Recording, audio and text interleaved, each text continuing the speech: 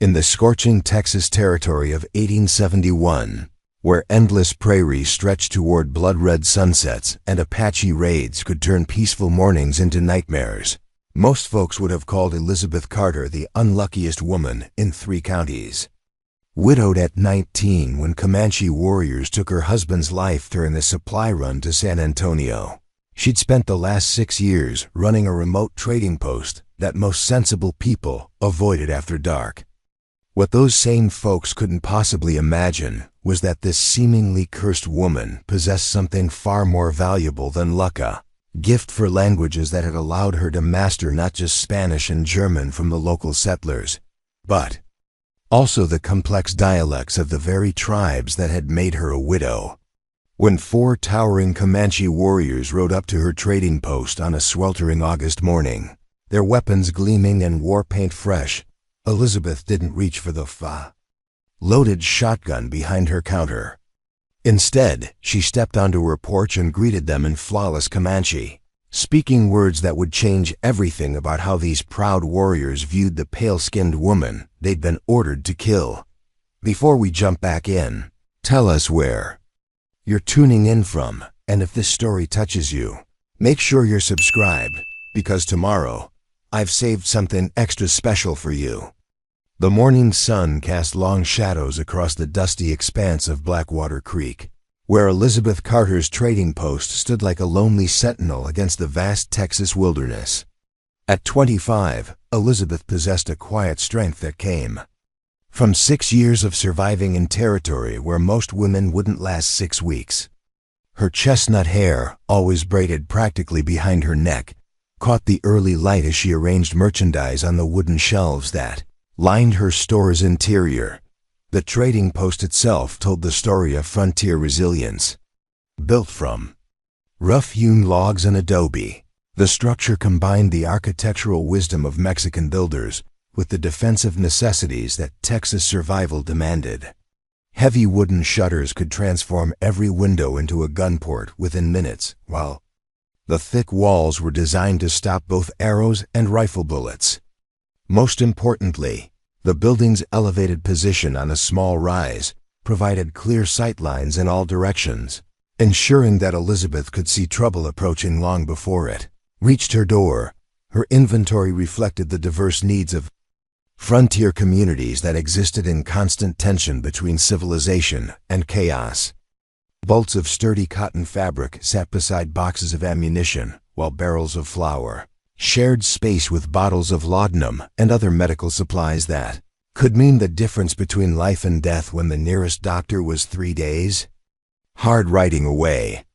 Iron tools, leather goods, and precious coffee beans created a maze of commercial offerings that served everyone from German immigrants seeking to establish farms to Mexican vaqueros driving cattle through disputed territories. What made Elizabeth's trading post unique wasn't just its remote location or defensive construction, but rather the remarkable fact that a young widow operated it successfully in an environment where most businesses required either armed guards or tribal protection agreements to survive. Her success stemmed from capabilities that few customers suspected and fewer still understood. The linguistic skills that allowed her to conduct business in English, Spanish, German, and 3 different Native American dialects had transformed what should have been a vulnerable outpost into neutral ground where various groups could trade. Without the suspicion and hostility that characterized most frontier commerce, Elizabeth's fluency in Comanche had been acquired through necessity rather than academic study. During the first terrifying months after Thomas's death, when Comanche raiders tested her resolve with increasingly bold approaches to her property, she had recognized that survival required communication rather than confrontation. The elderly Mexican trader, Miguel Santos, who had sold her the property, possessed enough Comanche vocabulary to teach her basic phrases. But Elizabeth's natural aptitude for languages had driven her to seek out additional instruction from anyone willing to share their knowledge. Her breakthrough had come through an unlikely friendship with Maria Gonzalez, a Mexican woman whose own family had been captured by Comanche warriors 15 years earlier. Maria had spent 3 years living among the tribe before escaping during a cavalry raid, and her detailed knowledge of Comanche customs, language, and social structure provided Elizabeth with insights that went far beyond mere vocabulary. Maria's instruction had emphasized the crucial importance of understanding not just words, but the cultural context that gave those words their true meaning in Comanche society. The friendship between the two women had developed over countless evenings when Maria would visit the trading post to share stories about life among the Comanche while helping Elizabeth master the subtle tonal variations that could transform a greeting into an insult. Maria's patient instruction had covered everything from the proper forms of address for different ranks of warriors to the complex etiquette that governed interactions between Comanche men and women from outside the tribe. Elizabeth's daily routine reflected the careful balance required to maintain neutrality in territory where competing groups viewed each other with suspicion that could explode into violence without warning. Her morning inventory always included verification that her peace offerings remained prominently displayed near the front entrance. These items, tobacco, beads, and small mirrors, served as visual signals to any approaching Comanche that the trading post operated under traditional protocols of neutral commerce rather than the hostile suspicion that characterized most white settlements. The defensive preparations she maintained were equally important, though carefully concealed to avoid suggesting aggressive intentions toward potential customers. The loaded shotgun behind her counter remained hidden but accessible, while strategically placed rifle ports allowed her to defend the building's interior if peaceful negotiations failed. Most crucially, the signal fire materials she kept prepared on the roof could summon help from the nearest cavalry patrol, though such assistance would take hours to arrive and might come too late to save her life. Her business ledgers told the story of a complex frontier economy where survival often mattered more than profit. German farmers traded vegetables and handmade goods for ammunition and medical supplies, while Mexican vaqueros exchanged silver coins for leather goods and tobacco. Even more surprisingly, occasional Comanche visitors conducted business through careful barter arrangements that exchanged buffalo hides and beadwork for metal tools and cloth goods that the tribe couldn't produce independently. These trading relationships had developed slowly over years of patient effort to establish trust with groups that had every reason to view each other as enemies. Elizabeth's role as a neutral intermediary had proven valuable to all parties, though it required constant vigilance to prevent misunderstandings that could trigger violence. Her success depended on maintaining the delicate perception that her trading post served everyone's interests without favoring any particular group over their competitors. The loneliness of her position extended far beyond the simple isolation of frontier life. Elizabeth's unique role as a bridge between hostile communities meant that she could never fully belong to any of them. White settlers viewed her willingness to trade with Comanche as suspicious collaboration with savages, while Mexican ranchers appreciated her services but remained distant due to cultural barriers that friendship couldn't easily overcome. Most painfully, her interactions with Comanche visitors remained formal and limited. Despite her growing understanding of their language and customs, the memory of Thomas's death continued to shape every aspect of Elizabeth's daily existence. Though 6 years had blunted the sharp edge of immediate grief, her husband had been killed during what should have been a routine supply run to San Antonio, when Comanche raiders attacked his small wagon train during the return journey. The irony that she now conducted regular business with members of the same tribe that had made her a widow was not lost on Elizabeth, though she had learned to view such complexity as simply another aspect of frontier survival. Her mourning had evolved from the desperate sorrow of fresh loss into a quieter acceptance that honored Thomas's memory while acknowledging the practical necessities of continued survival. The black dresses and widow's weeds that had marked her immediate grief had given way to practical frontier clothing that allowed her to work effectively while maintaining appropriate respect for her deceased husband. The wedding ring she still wore served as both memorial and protection, signaling her unavailable status to men who might otherwise pursue a successful businesswoman with questionable intentions. The trading post's evening routine reflected the security measures that had kept Elizabeth alive through 6 years of frontier isolation. Every customer departure was followed by careful inspection of the surrounding area to ensure that no unwelcome visitors had used legitimate business as cover for surveillance or preparation for night attacks. Windows were shuttered and barred, according to patterns that varied daily to prevent potential attackers from predicting her defensive arrangements. Her evening meals were prepared and consumed with attention to details that most people would consider paranoid, but which had proven essential for survival in territory where relaxed vigilance could prove fatal.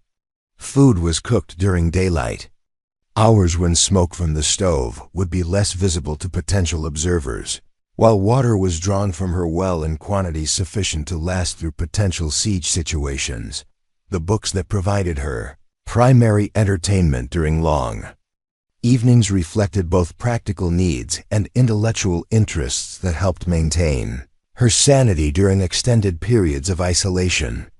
Technical manuals about frontier medicine and business management shared shelf space with novels and poetry that connected her to the broader cultural world she had left behind when choosing to remain in Texas rather than returning to her family. In Missouri, her correspondence with distant relatives provided crucial emotional connections to people who shared her background and values, though the irregular mail delivery meant that months could pass between letters. These communications required careful editing to emphasize business success, while minimizing descriptions of dangers that would prompt worried relatives to demand her return to more civilized territories. As summer heat intensified and the anniversary of Thomas's death approached once again, Elizabeth had no way of knowing that her carefully constructed life of neutral isolation was about to be disrupted by visitors whose intentions would challenge every assumption she had made about survival. In Comanche territory, the skills that had protected her for 6 years were about to be tested in ways she could never have anticipated, and the outcome would determine whether her story continued as a testament to frontier resilience or ended as another cautionary tale about the dangers of trusting in protocols that might not apply when circumstances exceeded all previous experience. Preparing and narrating this story took us a lot of time, so if you are enjoying it, subscribe to our channel. It means a lot to us. Now back to the story.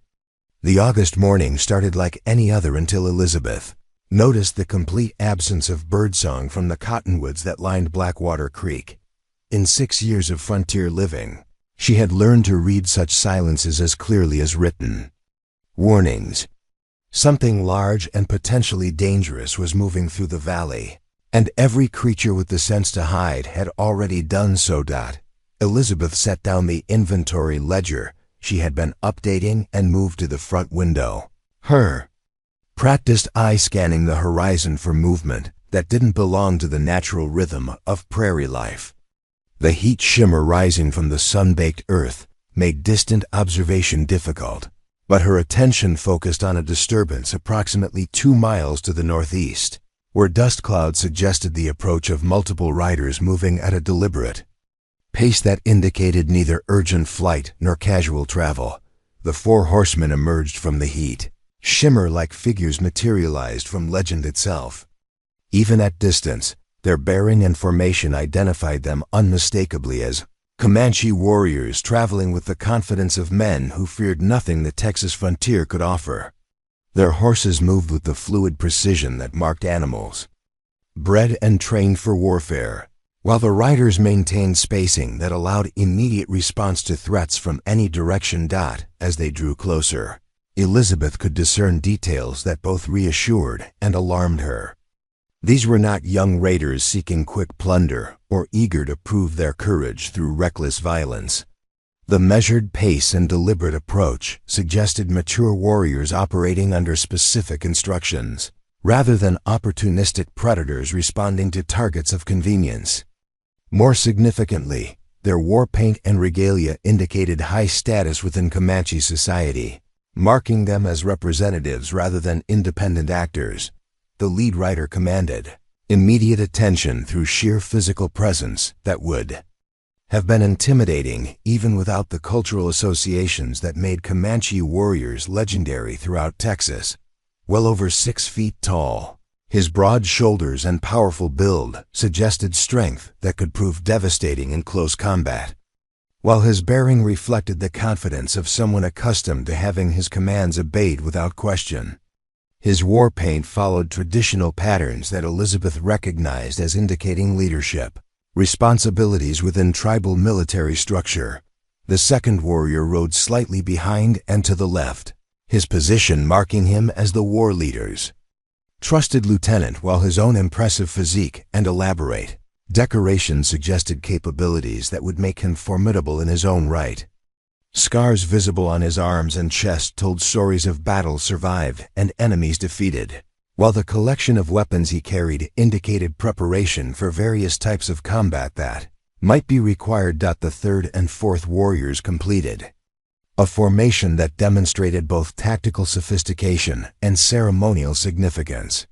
Their matched positioning and synchronized movements reflected training that went far beyond simple military discipline to encompass cultural protocols that governed how important Comanche delegations approached neutral parties for formal negotiations. The eagle feathers and silver ornaments they wore marked them as warriors whose achievements had earned recognition from tribal leadership. Elizabeth's heart rate increased as she recognized the implications of their approach.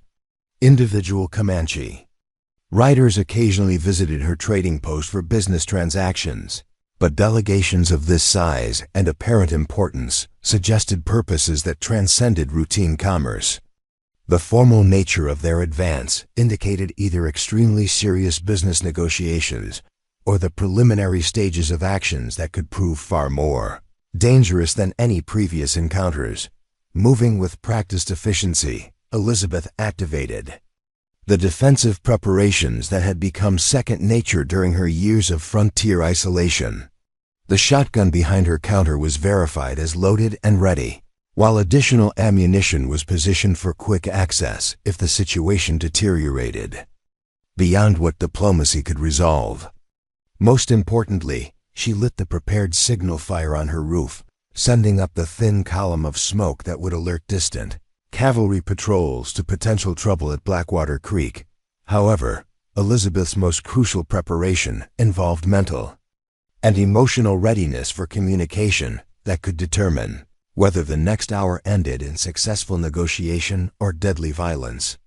Her years of study in Comanche language and customs would face their most important test as she attempted to navigate whatever complex purposes had brought 4 senior warriors to her isolated trading post.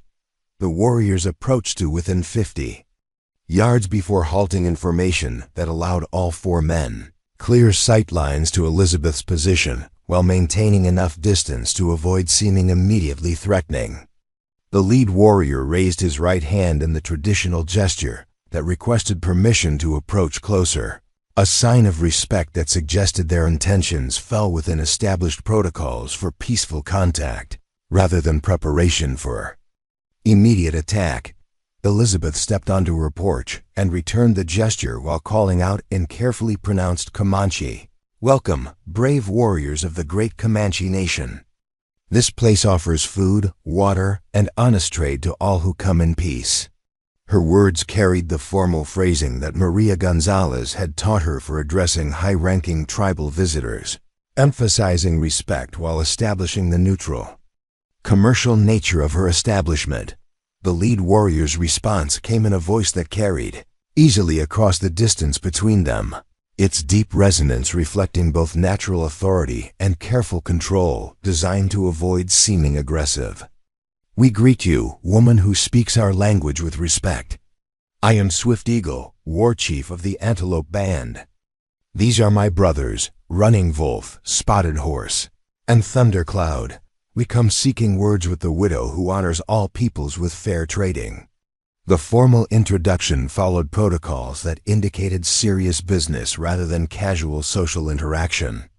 Elizabeth noted that Swift Eagle had identified himself by both name and specific tribal affiliation, information that established his credentials while creating mutual obligations under traditional Comanche concepts of honor and responsibility.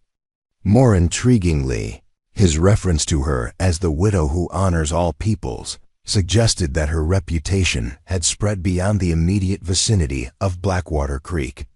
"You are welcome to approach and share water," Elizabeth replied, using the traditional Comanche invitation that offered hospitality while maintaining appropriate boundaries.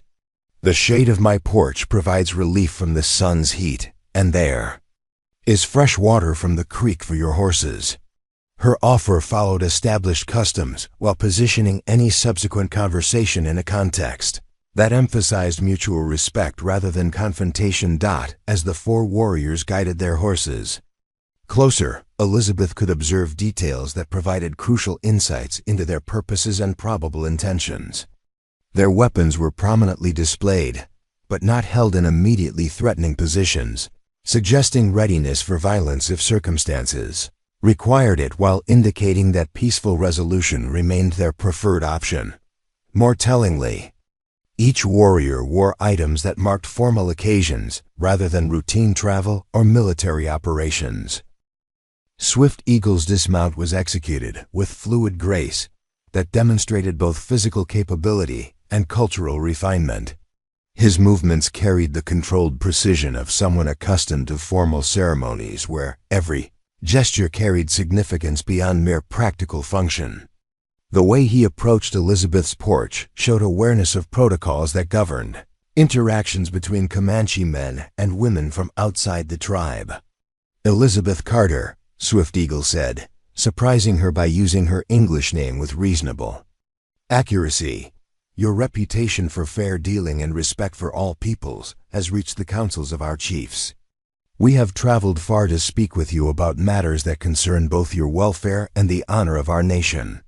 His words suggested purposes that extended far beyond routine trading negotiations, while indicating that her activities had attracted attention from tribal leadership at the highest levels. The formal manner in which the other three warriors positioned themselves while Swift Eagle conducted the initial conversation reflected sophisticated understanding of diplomatic protocols. Their arrangement provided mutual support while avoiding configurations that might be interpreted as threatening or disrespectful to their host. The careful attention to such details suggested that whatever business had brought them to Blackwater Creek carried significant importance within Comanche society. Elizabeth's response required careful balance between acknowledging the honor of their visit while avoiding commitments that might exceed her ability to fulfill. "I am honored by your presence, Swift Eagle, and grateful that the Antelope Band considers my humble trading post worthy of such distinguished visitors. Please share the shade and water while you tell me how I might serve warriors whose courage and wisdom are known throughout this territory." The conventional phrases masked Elizabeth's growing curiosity about purposes that had motivated four senior Comanche warriors to undertake what appeared to be a formal diplomatic mission to her isolated establishment. Swift Eagle's next words would begin revealing intentions that would challenge every assumption she had made about her future in Texas frontier territory. "We come with an offer that honors both your proven character and the needs of our people," Swift Eagle announced, his tone carrying the gravity of someone delivering a message that had been carefully considered by tribal councils. But such matters require proper discussion away from the heat and dust of travel. "May we accept your hospitality while we speak of things that could change the path of your life?" The request established that their business would require extended conversation rather than brief negotiation, while Swift Eagle's reference to changing her life's path suggested implications that extended far beyond anything Elizabeth had previously encountered. As she gestured for the warriors to make themselves comfortable in the shade of her porch, She realized that the careful neutrality she had maintained for 6 years was about to face challenges that would test every skill she had acquired in surviving. Texas frontier complexities. The shade of Elizabeth's porch provided welcome relief from the scorching August heat as the 4 Comanche warriors settled into positions that balanced respect for their hostess with tactical awareness of their surroundings. Swift Eagle accepted the gourd of cool water Elizabeth offered, drinking deeply before beginning what would prove to be the most extraordinary conversation of her life. Elizabeth Carter, Swift Eagle began, setting down the water gourd with ceremonial precision. The councils of 3 Comanche bands have debated your situation for many moons. What we propose today has never before been offered to any white woman and may never be offered again. His words carried the weight of formal proclamation, suggesting that whatever followed had been carefully considered by tribal leadership at the highest levels. Elizabeth felt her pulse quicken as she recognized the gravity of Swift Eagle's tone. In 6 years of frontier trading, she had become accustomed to unusual requests and unexpected negotiations, but the war chief's manner suggested purposes that transcended anything within her previous experience. "I am honored by such attention from your people," she replied carefully, "though I confess curiosity about what situation of mine could concern the great Comanche councils." Running Wolf, who had remained silent during the initial greetings, now spoke for the first time, his voice carrying undertones of urgency that added complexity to the formal diplomatic atmosphere. "The white settlers grow more numerous each season, and their hunger for land threatens the balance that has allowed peaceful trading between our peoples. Soon, the soldiers will come in greater numbers, and places like this trading post will no longer be safe for lone women to operate." The observation struck Elizabeth with uncomfortable accuracy.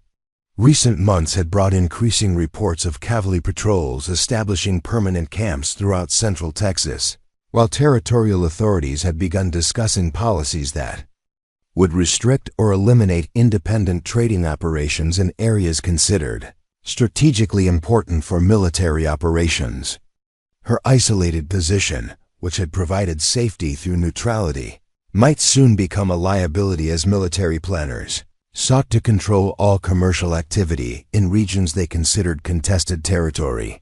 Spotted Horse contributed his own perspective with words that revealed sophisticated understanding of political developments beyond the immediate frontier. "The railroad men speak of iron paths that will cross these lands within 5 years.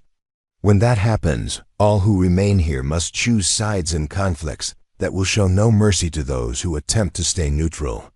Your trading post sits directly in the path of changes that will sweep away everything that came before."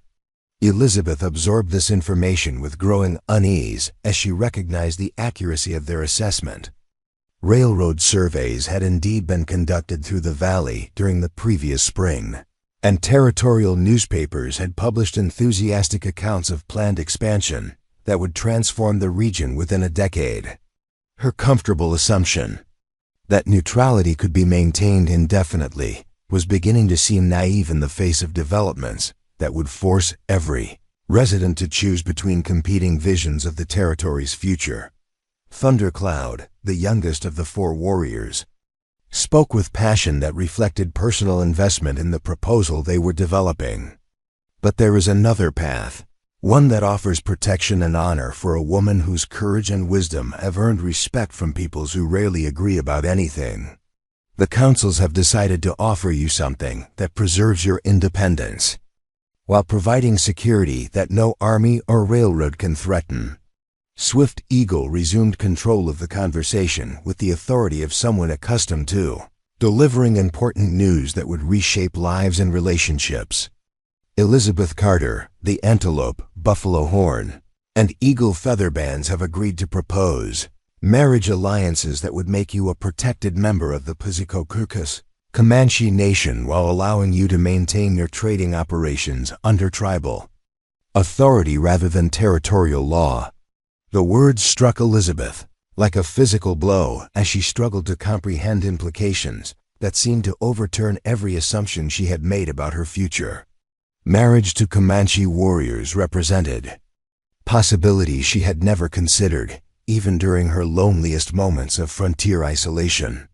More bewildering was the suggestion that such arrangements could somehow preserve her trading business while providing protection from political developments that threatened to destroy everything she had built. Marriage alliances? Elizabeth managed to ask, her voice barely steady as she attempted to process the unprecedented nature of what was being offered. I am honored by such consideration, but I do not understand how such arrangements would serve the interests of your people or provide the protections you describe.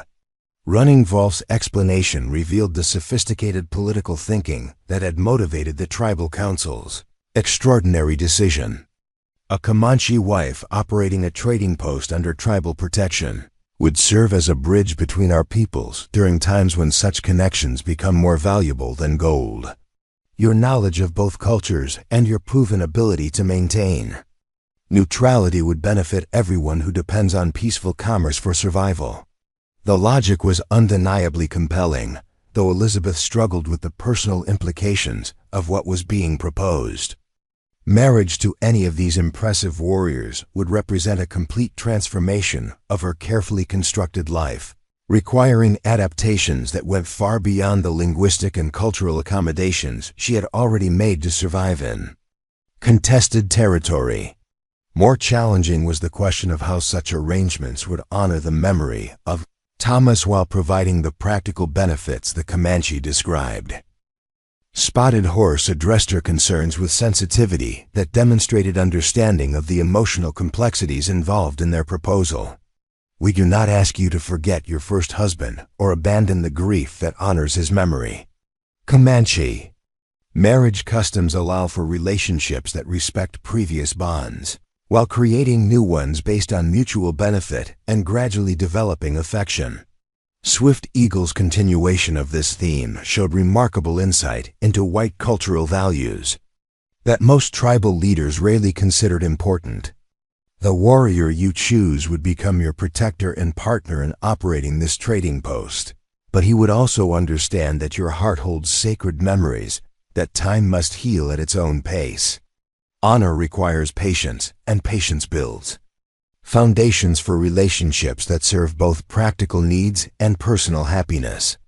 Elizabeth found herself considering possibilities that had been unimaginable just hours earlier. The four warriors before her represented not just individual suitors, but alternative futures that could preserve everything she valued, while providing security against threats she had been powerless to address independently. More intriguingly, their obvious respect for her achievements and their willingness to adapt traditional customs to accommodate her unique situation suggested that such a marriage might offer genuine partnership rather than mere protection. Thundercloud's personal appeal carried emotional undertones that added depth to the formal diplomatic proposal. Elizabeth Carter, you have shown courage that few women of any people possess, building success where others would have failed and maintaining honor where others would have compromised their principles.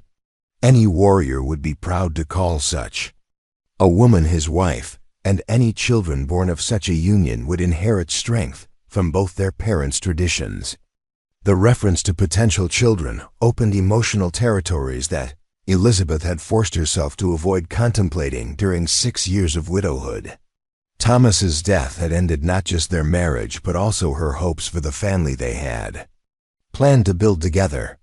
The possibility of creating new life with a Comanche husband represented both opportunity and betrayal of dreams that remained painfully vivid despite the passage of time.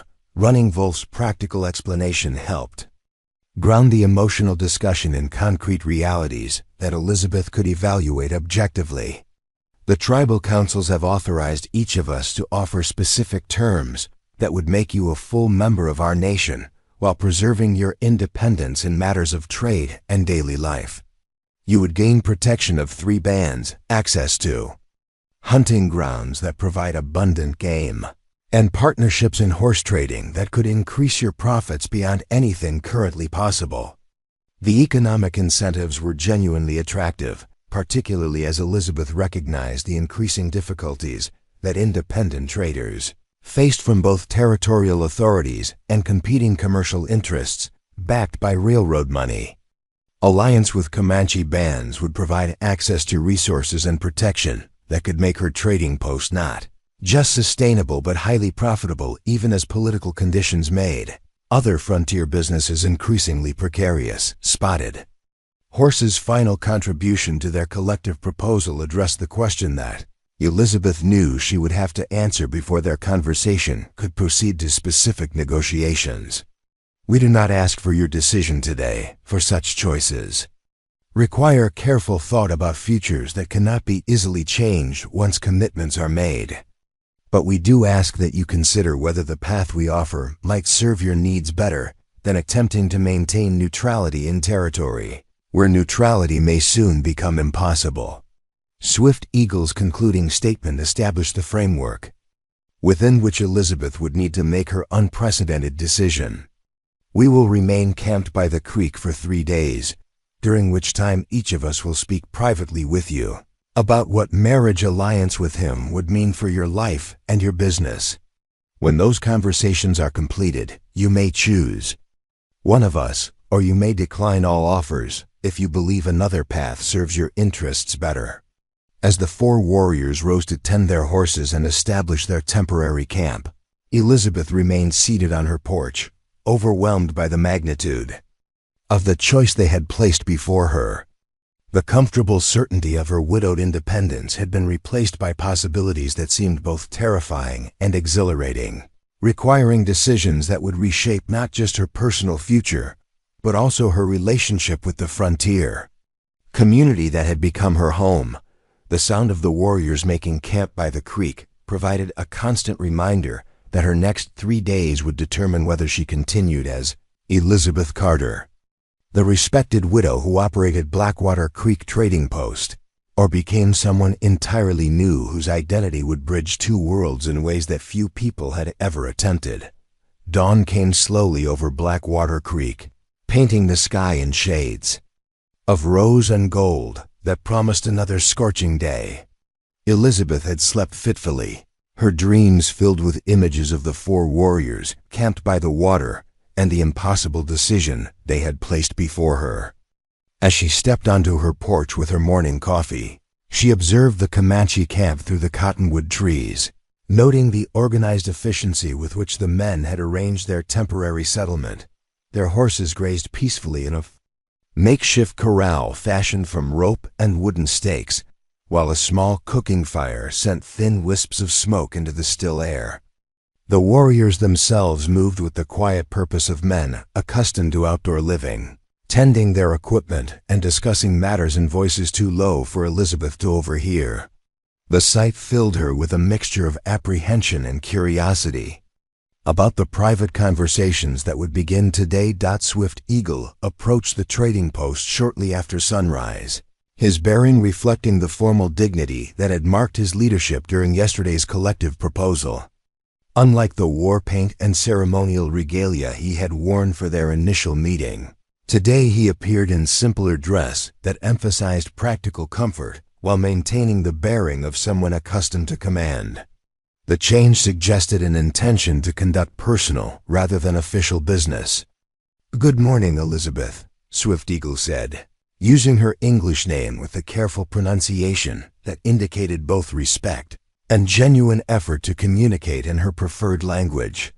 "I hope the night brought you rest despite the weight of the choices we have placed before you.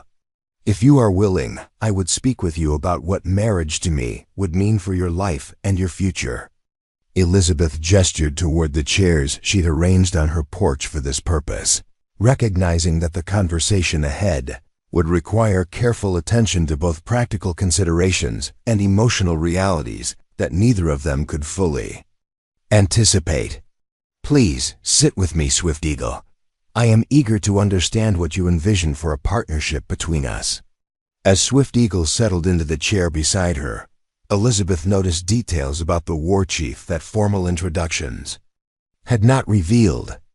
The scars on his hands and forearms told stories of battles fought and won, while the silver ornaments woven into his hair reflected not just personal wealth, but achievements that had earned recognition from tribal elders. More significantly, the way he positioned himself suggested someone comfortable with sharing space rather than dominating it, a quality that would prove essential in any successful marriage partnership. "Elizabeth," Swift Eagle began, his deep voice carrying warmth that softened the formal edge of diplomatic conversation. "I must first speak honestly about why the tribal councils chose me to lead this proposal. Among the Antelope Band I am known not just as a war leader, but as someone who understands that the future of our people requires adaptation to changing times. Your trading post represents the kind of bridge between worlds that will become essential for Comanche survival." The admission revealed strategic thinking that went far beyond personal attraction or conventional marriage motivations. Elizabeth found herself respecting Swift Eagle's directness about political factors while wondering how such considerations would translate into the intimate realities of married life. "I appreciate your honesty about the larger purposes involved," she replied. "But help me understand what daily life would look like for a woman married to a Comanche war chief. How would such an arrangement actually function?" Swift Eagle's explanation demonstrated remarkable thoughtfulness about practical details that most men would never consider relevant to marriage negotiations. "My lodge is located near the winter camp where our band spends the cold months, approximately 3 days' ride northwest of here.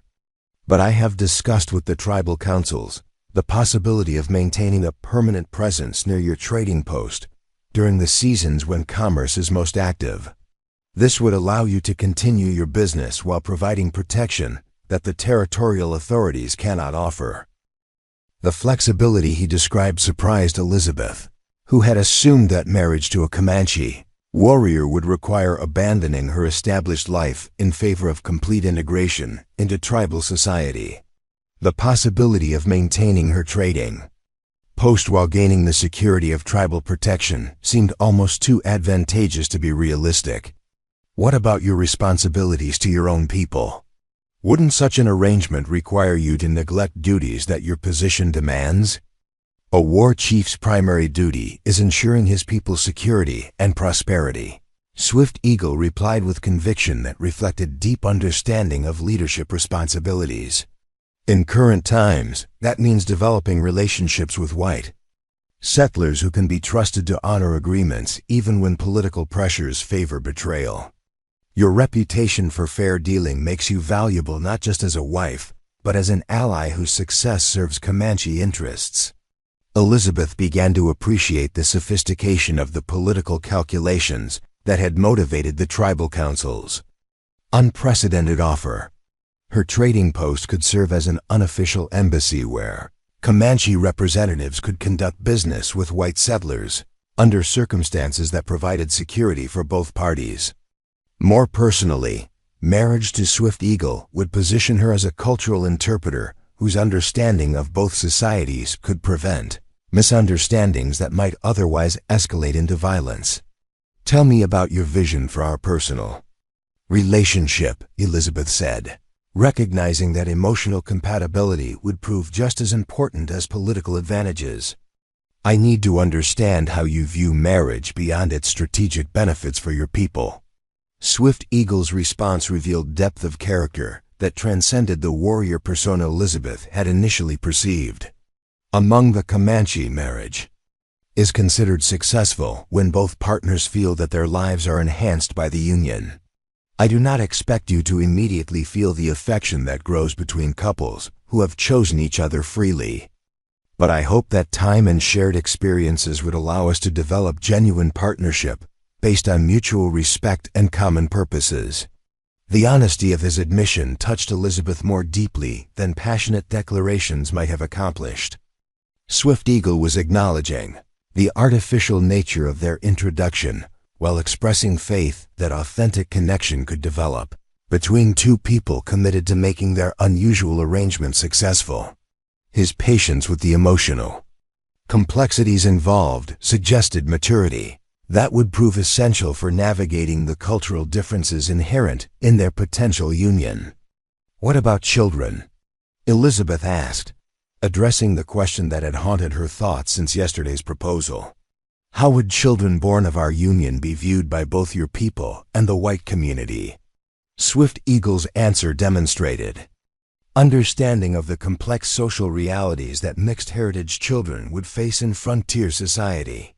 Children born to us would be raised as full members of the Comanche Nation, with all the rights and protections that such membership provides. They would learn both English and Comanche, understanding both cultures well enough to serve as bridges between them. In times of conflict, they would find safety among our people rather than facing the suspicion that often greets those of mixed heritage in white settlements. The practical wisdom of this approach impressed Elizabeth, though she recognized that raising children as Comanche would represent a fundamental departure from the assumptions she had made about her future family. Such children would grow up in a world very different from the one she had known, though Swift Eagle's description suggested they would be equipped to navigate complexities that purely white or purely Comanche children might struggle to understand. "What would happen to my trading post if something happened to you?" Elizabeth asked, recognizing that frontier life offered no guarantees about anyone's survival. "Would your people continue to honor arrangements made with a widow whose husband could no longer protect tribal interests?" The question revealed practical concerns that most romantic conversations never addressed, though Swift Eagle seemed to appreciate her focus on realistic contingencies. Comanche custom provides protection for widows, particularly those whose marriages served important tribal purposes. Your trading post would continue operating under tribal protection, and your children would inherit not just your business, but also status within our nation that would ensure their security regardless of political changes affecting the broader territory. Swift Eagle's description of long-term security addressed Elizabeth's deepest fears about the uncertain future of frontier commerce. Territorial authorities could revoke trading licenses or impose regulations that destroyed independent businesses, while railroad development might eliminate the economic foundations that made her current life possible. Marriage to Swift Eagle would provide protection against such external threats while preserving her autonomy in ways that few alternatives could offer. "I must ask about something that troubles me," Elizabeth said, steeling herself to address the most painful aspect of their potential relationship. "Your people killed my first husband. How can you expect me to find happiness among warriors who might have participated in the raid that made me a widow?" Swift Eagle's response carried gravity that acknowledged the legitimacy of her concern, while offering perspective that she had not previously considered. "The warrior who killed your husband died 2 years ago during a cavalry attack on our camp. His death was witnessed by 3 men, including Running Wolf, who can tell you the details if knowing them would bring you peace. But more importantly, marriage to me would represent justice for both your loss and our warrior's death, creating life where conflict had previously brought only destruction." The revelation that Thomas's killer was dead provided unexpected comfort. Though Elizabeth struggled with the complexity of emotions surrounding Swift Eagle's interpretation of justice, the idea that marriage could somehow balance the scales of loss and revenge appealed to her sense of frontier pragmatism while challenging her more conventional notions of how grief should be processed and resolved. "If I chose to marry you," Elizabeth said carefully, "what would the ceremony involve? What would be expected of me in terms of Comanche customs that I might not understand?" Swift Eagle's explanation of wedding customs revealed cultural richness that contrasted sharply with the simplified stereotypes most white settlers held about tribal life. The ceremony would combine traditional Comanche elements with acknowledgement of your white heritage, creating something new that honors both backgrounds. You would not be required to abandon your Christian faith, though you would be expected to show respect for Comanche spiritual practices. Our marriage would be blessed by both tribal medicine men and whatever Christian minister you preferred. To invite. The flexibility Swift Eagle described suggested genuine effort to accommodate Elizabeth's cultural needs while integrating her into Comanche society. Such adaptability indicated not just personal tolerance, but tribal recognition that successful marriages required compromise from both partners, rather than complete cultural surrender from either one. As the morning sun climbed higher and their conversation drew toward its natural conclusion, Elizabeth found herself surprisingly moved by Swift Eagle's combination of political acuity and personal sensitivity. The war chief had presented a vision of marriage that addressed both practical concerns and emotional needs while offering security that her current independence could never provide. "Swift Eagle," Elizabeth said as he prepared to return to the camp by the creek, "thank you for your honesty about both the advantages and challenges of marriage between us. Your vision of partnership offers possibilities I had not imagined, though I still need to hear what your companions propose before making any decision." Swift Eagle's parting words carried warmth that suggested genuine affection rather than mere diplomatic courtesy. "Whatever choice you make, Elizabeth, I hope you will always consider me a friend who respects your courage and wisdom. The time we have spent talking this morning has convinced me that any warrior fortunate enough to call you wife would be blessed beyond his deserving." As Elizabeth watched Swift Eagle walk back toward the creek, she realized that her understanding of Comanche culture and her assumptions about marriage had been fundamentally altered by their conversation. The possibility of becoming Swift Eagle's wife now seemed not just practical but potentially fulfilling in ways that her solitary life could never achieve. The afternoon heat shimmered off the prairie grass as Running Wolf approached Elizabeth's trading post with a stride that differed markedly from Swift Eagle's formal bearing. Where the war chief had moved with ceremonial dignity, Running Wolf displayed the fluid confidence of a man, equally comfortable stalking deer through dense forest or navigating the complex social dynamics of tribal life. His approach suggested someone who viewed the world through a hunter's eyes, always alert to opportunity and danger in equal measure. Elizabeth had spent the morning hours reflecting on her conversation with Swift Eagle, impressed by his political vision while wondering whether the other warriors would offer alternatives that might prove more personally appealing. Running Wolf's reputation as the band's finest tracker and hunter preceded him, though Elizabeth knew little about his personal character, beyond his obvious skills in providing meat for his people during lean seasons. "Elizabeth Carter," Running Wolf called out as he reached the base of her porch steps, his voice carrying the easy warmth of someone accustomed to putting others at ease. "The sun grows hot, and I bring an invitation that might interest a woman who appreciates the beauty of this land as much as its commercial possibilities. Would you ride with me to see places where few white people have traveled?"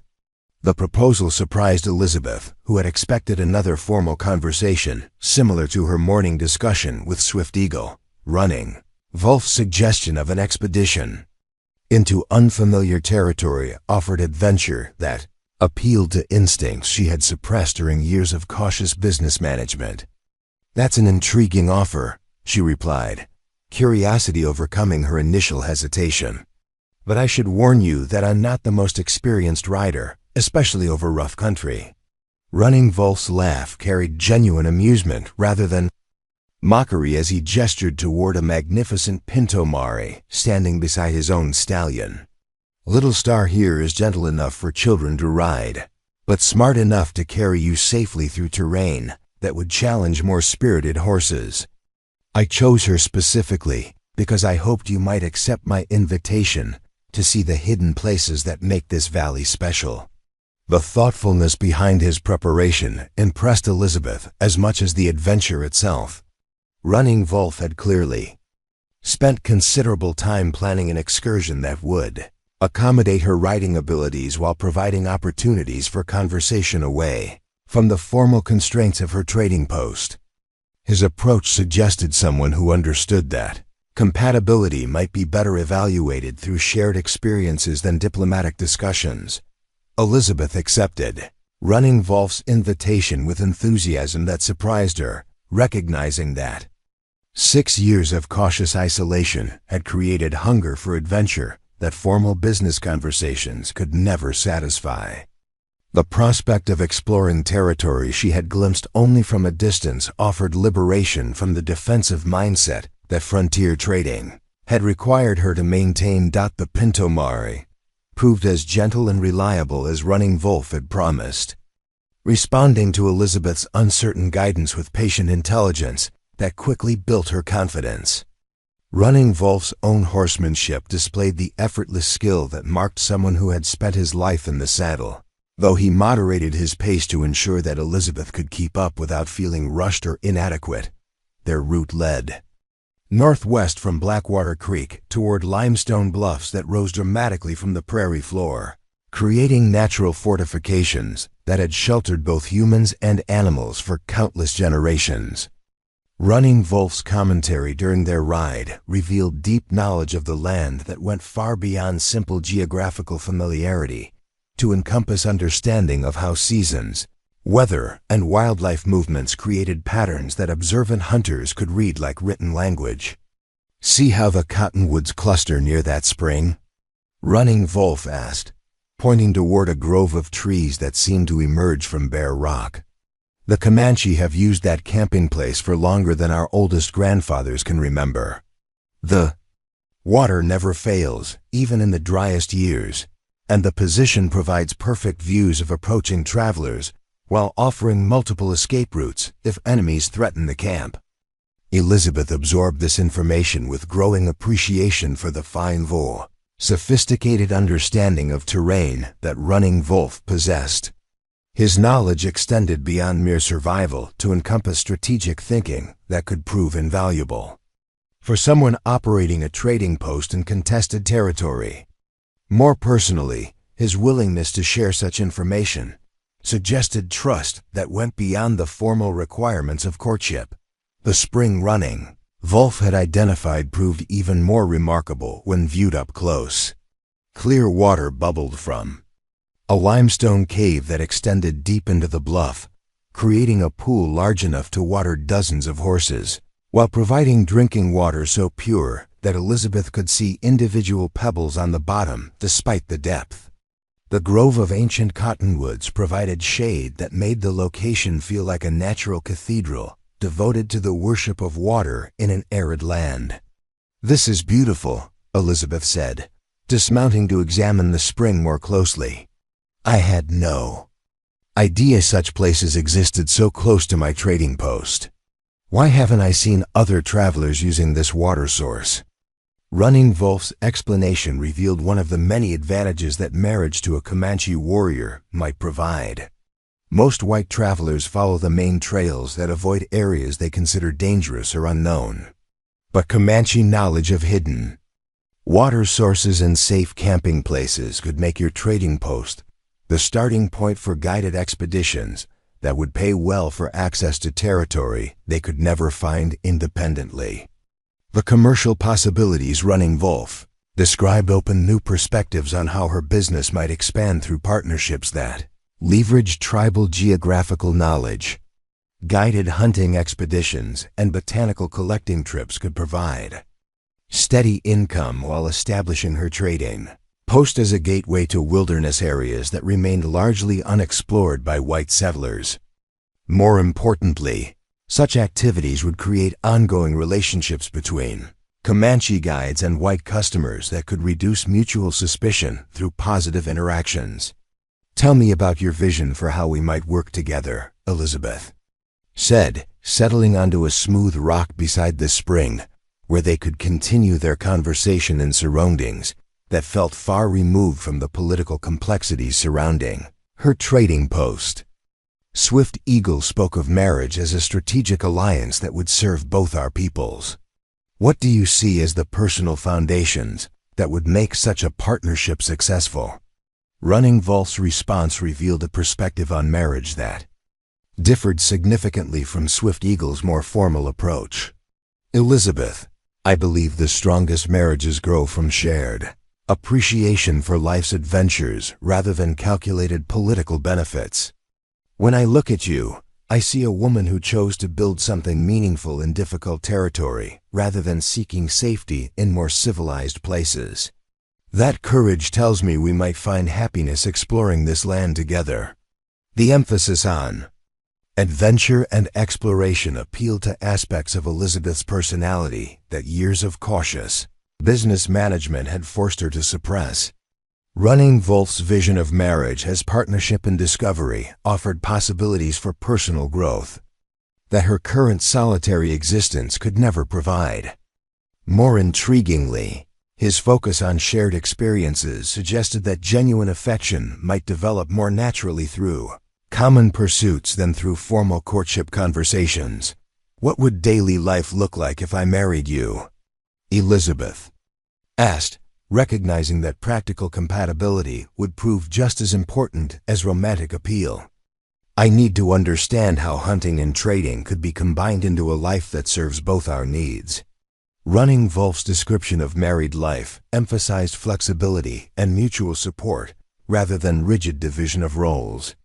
During hunting seasons, we would travel together to camps where I track game while you establish temporary trading relationships with tribal members from distant bands. Your language skills and reputation for fairness would open opportunities to acquire horses, furs, and crafted goods that could be sold at your permanent trading post for significant profits. The seasonal rhythm Running Wolf outlined offered balance between adventure and stability that could satisfy Elizabeth's need for both security and excitement. His proposal would transform her from an isolated trader, dependent on whatever customers happened, to find her post into an active participant in a trading network that spanned the entire Comanche territory. The increased profit such expansion might generate could provide financial security that would make her independent of territorial economic policies that might otherwise destroy her business. How would your people view a white wife who participated in hunting expeditions? Elizabeth asked, wondering whether cultural prejudices might create obstacles to the partnership Running Wolf envisioned. Would they accept my presence in camps where important tribal business is conducted? Your reputation precedes you. Running Wolf replied with confidence that suggested he had discussed this question extensively with tribal members. The women of our bands have heard about the widow who speaks our language with respect and trades fairly with all peoples. They are curious to meet someone who has survived alone in territory where many men would struggle to prosper. Your presence would be welcomed, not just tolerated. The acceptance Running Wolf described surprised Elizabeth, who had assumed that tribal prejudices against white women would create significant social obstacles to integration. His assurance that Comanche women were genuinely interested in meeting her suggested possibilities for friendships that could ease the cultural transition marriage would require. More importantly, such acceptance would provide the social support network that successful adaptation to tribal life would demand. What about children? Elizabeth asked, addressing the question that remained central to her evaluation of all marriage proposals. How would you envision raising children who inherit both our backgrounds? Running Wolf's vision for their potential children emphasized practical skills and cultural adaptability rather than forcing choices between competing identities. Our children would learn to track and hunt from me while gaining your knowledge of languages and trading. They would be equally comfortable in Comanche camps or white settlements, able to serve as interpreters and guides for both peoples. Such skills would make them valuable to everyone and threatened by no one. The versatility Running Wolf described for their children appealed to Elizabeth's understanding of how frontier survival often depended on adaptability rather than cultural purity. Children raised with such diverse capabilities would possess advantages that could serve them well regardless of how political developments affected relationships between white and Comanche communities. More personally, the idea of teaching her children both hunting skills and commercial knowledge offered opportunities for family bonding that her solitary life had made impossible to envision. "Tell me something about yourself that Swift Eagle might not have mentioned," Elizabeth said, recognizing that personal compatibility would ultimately matter more than either political advantages or economic opportunities. "What drives Running Wolf when he's not hunting or planning trading expeditions?" Running Wolf's answer revealed depths of character that his practical focus on adventure had not previously indicated. "I am driven by curiosity about places and peoples I have never encountered. The world beyond our traditional territories grows larger every year, and I want to understand it rather than simply resist its influence. Marriage to you would provide opportunities to learn about white culture from someone who also appreciates Comanche ways." The intellectual curiosity Running Wolf expressed resonated with Elizabeth's own hunger for knowledge about cultures and places beyond her immediate experience.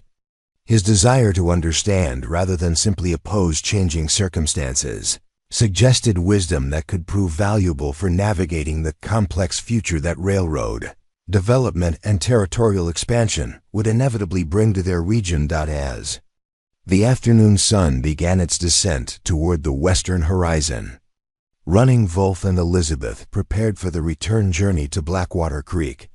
Their ride back followed a different route that showcased additional natural wonders while providing Running Wolf with opportunities to share more of his extensive geographical knowledge.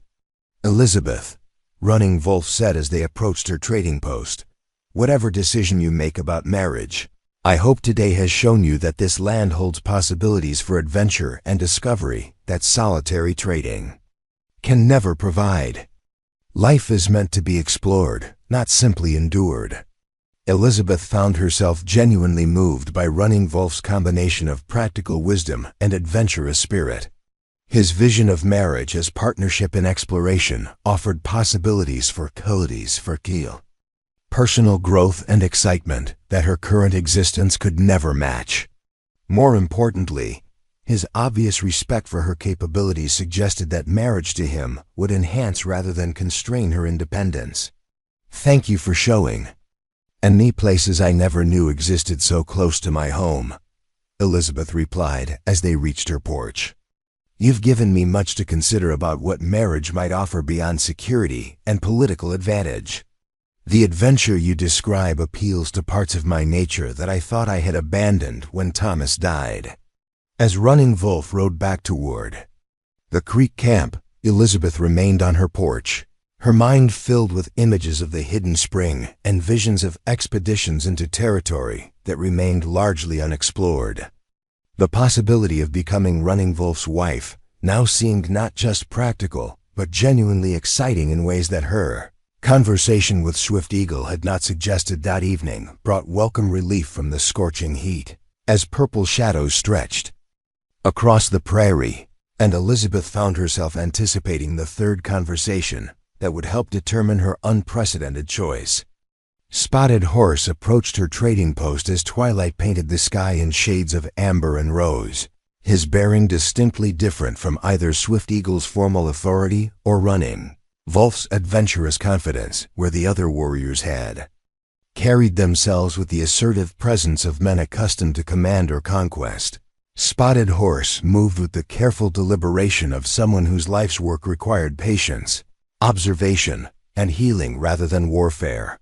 His hands, Elizabeth noticed, bore calluses from handling medicinal plants rather than weapons, while his eyes held depths of compassion that spoke of countless hours spent easing suffering in others. "Elizabeth Carter," Spotted Horse said as he reached her porch, his voice carrying the gentle warmth of someone accustomed to comforting the frightened and injured. "I bring gifts that represent my vision of what marriage between us might offer. May I share them with you?" The request surprised Elizabeth, who had not expected any of the warriors to bring actual presents as part of their courtship. Spotted Horse's approach suggested cultural traditions she hadn't anticipated, while his obvious nervousness revealed vulnerability that contrasted sharply with the confidence his companions had displayed.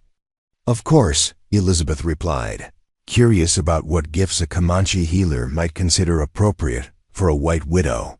Spotted Horse carefully unwrapped a leather bundle to reveal a collection of items that immediately captured Elizabeth's attention through their obvious practical value. Dried herbs whose medicinal properties she recognized from her limited frontier medicine knowledge were arranged alongside roots and bark preparations that could treat everything from fever to infected wounds. Most remarkably, a beautifully crafted mortar and pestle carved from dark stone would allow precise preparation of medicines that could save lives when doctors remained days away. "These represent my life's work," Spotted Horse explained, his pride in the collection evident despite his modest tone. "Among the Comanche, I am known as a healer who can treat ailments that defeat other medicine men. But my knowledge extends beyond traditional tribal remedies to include techniques learned from Mexican curanderos and even some methods taught by white doctors who have treated our people with respect." Elizabeth examined the medicinal collection with growing appreciation for both its immediate practical value and its implications for her future. Frontier trading posts often served as informal medical centers where settlers sought treatment for injuries and illnesses that exceeded their limited home remedies. Access to Spotted Horse's expertise and his extensive pharmacopoeia could transform her establishment into a genuine healthcare resource that would attract customers from throughout the region. "This is remarkable," Elizabeth said, handling the carved mortar with appreciation for its obvious craftsmanship. "I've struggled to provide adequate medical supplies for customers who come here desperate for treatment and not qualified to offer. Your knowledge could prevent suffering that I've been powerless to address." Spotted Horse's response revealed the depth of thought he had invested in considering how their marriage might serve humanitarian purposes beyond political or economic advantages. "Elizabeth, your trading post is positioned to become a healing center that serves all peoples rather than favoring any particular group. My medicine combined with your languages and business skills could create something unique in Texas territory, a place where Comanche, Mexican, and white patients receive treatment based on their needs rather than their tribal affiliations." The vision Spotted Horse outlined appealed to Elizabeth's desire to contribute something meaningful to frontier communities that often lacked access to competent medical care. His proposal would transform her from a simple merchant into someone whose work directly improved lives while building bridges between groups that typically viewed each other with suspicion. More personally, such a mission would provide purpose that purely commercial activities could never match. "Tell me about your training," Elizabeth requested, settling into her chair as she recognized that understanding Spotted Horse's background would prove essential for evaluating his proposal. "How did you acquire knowledge that apparently exceeds what most healers possess?"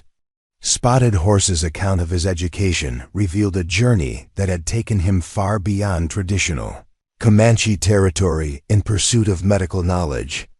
"My calling as a healer began when my younger sister died from a fever that none of our medicine men could treat. I swore to learn everything possible about fighting diseases that steal our loved ones. That quest led me to study with healers throughout the Southwest, learning techniques that few tribal medicine men ever encounter." The personal tragedy that had motivated Spotted Horse's medical education resonated with Elizabeth's own experience of loss, though his response to grief had channeled sorrow into constructive action rather than the protective isolation she had chosen. His dedication to preventing other families from experiencing similar tragedies spoke to character traits that would prove valuable in any marriage partner. "Where did your travels take you?" Elizabeth asked, intrigued by the scope of education that Spotted Horse described. "Most Comanche warriors never venture far from tribal territories, yet you speak of learning from Mexican and white doctors." Spotted Horse's explanation revealed the remarkable dedication that had driven his unconventional education. "I spent 2 years in Santa Fe learning from curanderos whose knowledge combines Spanish medicine with techniques inherited from Aztec healers. Another year in San Antonio allowed me to work alongside white doctors who treated frontier injuries and diseases. Most importantly, I studied with a Chinese herbalist in El Paso whose methods for diagnosing illness surpassed anything I had previously encountered. The international scope of Spotted Horse's medical education impressed Elizabeth, while raising questions about how such extensive training had been possible for a Comanche warrior. His travels suggested both personal determination and tribal support that few individual pursuits would have warranted. More significantly, his willingness to learn from multiple cultural traditions demonstrated intellectual flexibility that could prove invaluable for adapting to changing frontier conditions. How did your people react to your unconventional education? Elizabeth wondered, recognizing that tribal traditionalists might view excessive contact with foreign medical practices as threatening to Comanche cultural integrity. Did anyone question your loyalty or commitment to traditional ways? Initially, some elders worried that outside influences might weaken my connection to traditional Comanche healing spirits. Spotted Horse admitted with honesty that revealed ongoing sensitivity about balancing innovation with cultural preservation. But when children began surviving illnesses that had previously meant certain death, even the most conservative medicine men acknowledged that healing knowledge serves our people regardless of its origins. The pragmatic acceptance Spotted Horse described suggested that Comanche leadership possessed flexibility about adapting useful foreign techniques when they proved beneficial for tribal welfare. Such openness to innovation could prove valuable for Elizabeth's own integration into Comanche society, indicating that her white background might be viewed as an asset rather than an obstacle if her contributions clearly served tribal interests. What would our daily life look like if we married? Elizabeth asked, recognizing that the healing practice Spotted Horse envisioned would require different arrangements than either Swift Eagle's political leadership or Running Wolf's seasonal hunting expeditions. How would we balance medical responsibilities with trading activities? Spotted Horse's vision of married life emphasized collaboration between complementary skills rather than separation of distinct professional responsibilities. Your trading post would become our healing center, where patients could receive treatment while purchasing medicines and supplies they need for continued recovery. I would handle medical diagnosis and treatment while you managed the commercial aspects and served as interpreter when language barriers complicate patient care. The integration Spotted Horse described appealed to Elizabeth's desire for meaningful work, while addressing practical concerns about maintaining her business income. His proposal would enhance rather than replace her trading activities, creating synergies between healing and commerce that could benefit both their patients and their financial security. More personally, such collaboration would require daily cooperation that could strengthen their marriage through shared purpose. How would you handle the cultural sensitivities involved in treating patients from different backgrounds? Elizabeth inquired, understanding that medical practice in frontier territory required diplomatic skills as much as technical expertise. Some white settlers might resist treatment from a Comanche healer, regardless of your qualifications. Spotted Horse's response demonstrated sophisticated understanding of the prejudices that could complicate medical practice in contested territory. Your presence and endorsement would provide credibility with white patients who might otherwise refuse treatment from tribal healers. Similarly, my reputation among Comanche bands would encourage tribal members to trust a healing center operated by a white woman. Together, we could serve patients who would never accept help from either of us individually. The cultural bridge function Spotted Horse envisioned made practical sense while offering emotional satisfaction that purely commercial activities could never provide. Elizabeth found herself attracted to the idea of work that directly improved lives while building understanding between communities that often viewed each other as enemies. Such a mission would honor Thomas's memory through service that reduced suffering rather than perpetuating the conflicts that had caused his death. What about training? Elizabeth asked, recognizing that effective collaboration would require her to develop medical skills that her current knowledge couldn't provide. I would need to learn techniques that go far beyond the basic frontier remedies I currently understand. Teaching you would be my pleasure and responsibility. Spotted Horse replied with enthusiasm that revealed genuine excitement about sharing his expertise. Your intelligence and language skills suggest that you could master healing techniques quickly, particularly since you already understand the business aspects of providing medical supplies to frontier communities. The prospect of learning medical skills appealed to Elizabeth's intellectual curiosity while offering practical capabilities that could prove valuable regardless of her marital decision. Spotted Horse's willingness to share knowledge that represented years of dedicated study suggested generosity that extended beyond conventional courtship obligations. More importantly, his confidence in her ability to master complex techniques reflected respect for her intelligence that would prove essential for any successful marriage. Tell me about the spiritual aspects of Comanche healing, Elizabeth requested, understanding that medical practice among tribal peoples often involved religious elements that might conflict with her Christian beliefs. Would marriage to you require me to adopt healing practices that contradict my faith? Spotted Horse's explanation revealed theological sophistication that surprised Elizabeth with its inclusiveness and flexibility. Comanche healing recognizes that different peoples may receive divine assistance through various spiritual channels. Your Christian prayers could enhance rather than contradict traditional Comanche healing ceremonies, creating powerful combinations that serve patients more effectively than either approach might accomplish independently. The religious tolerance Spotted Horse described offered hope that marriage to him would not require abandoning her Christian faith in favor of complete conversion to tribal spiritual practices. His suggestion that different religious traditions might complement each other appealed to Elizabeth's desire for spiritual continuity while adapting to new cultural circumstances. More broadly, such theological flexibility suggested intellectual openness that could ease the cultural transitions marriage would require.